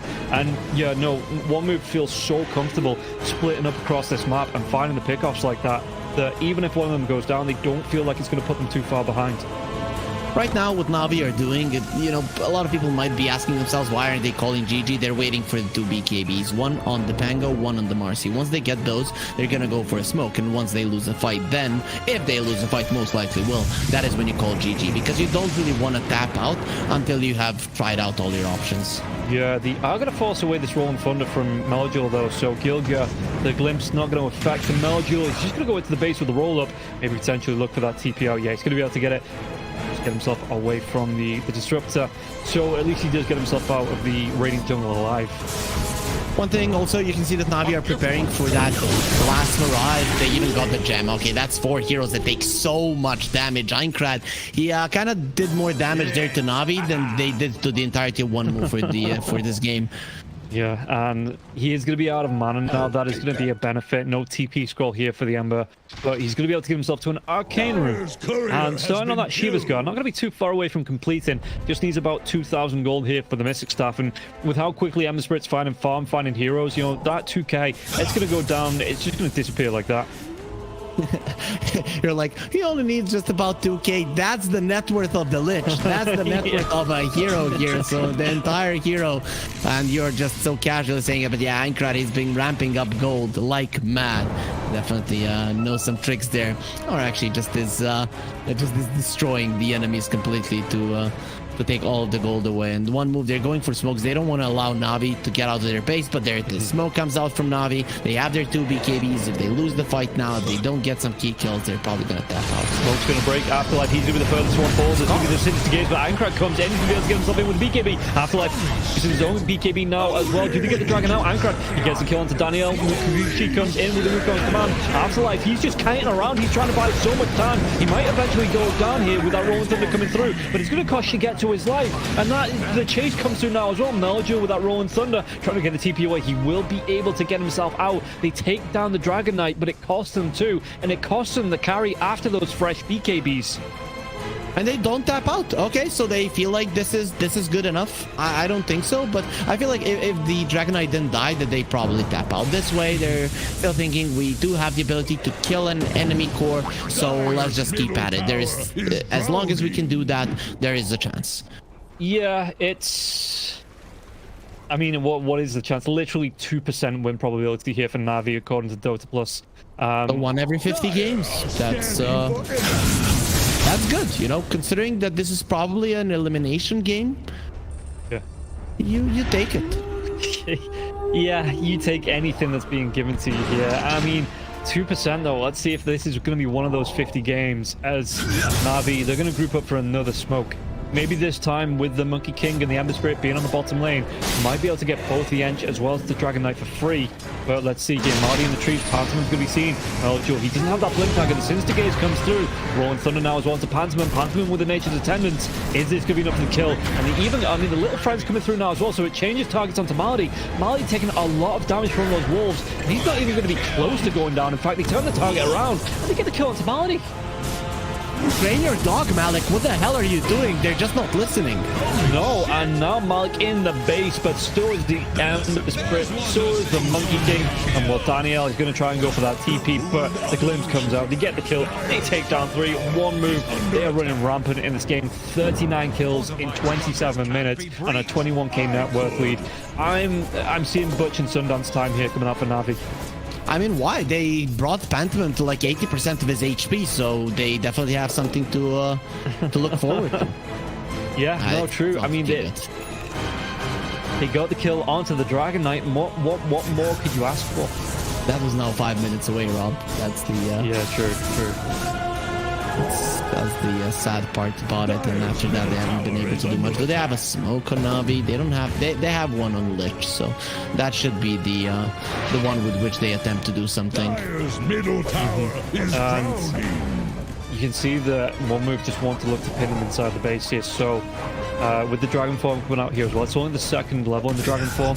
Not even going to be going towards the Ags on the Dragon Knight here as well. No Meaty Hammer, nothing like that. So relying on the push from the Dragon Form. It is going to be the Hex coming up from the Dragon Knight. I think this is the first Dragon Knight match we've seen that's either not like the Manta Radiance or the Meaty Hammer build. It's just that classic blink into the BKB.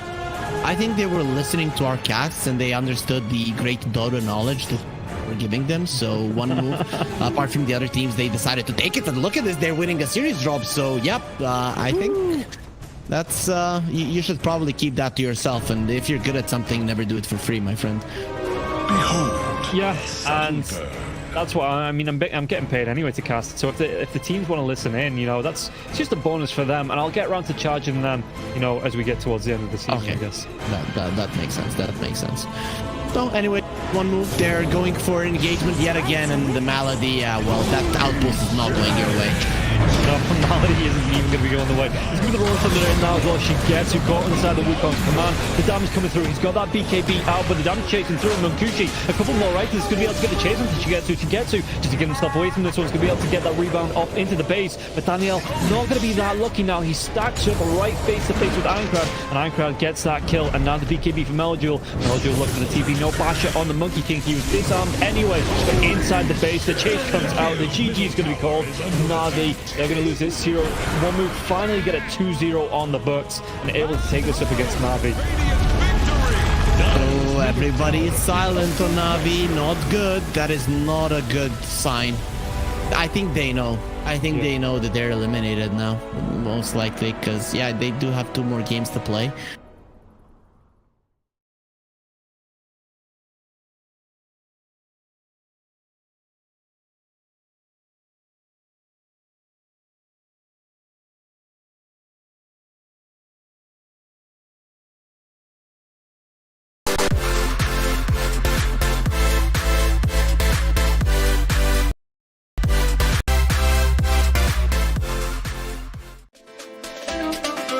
Mm-hmm.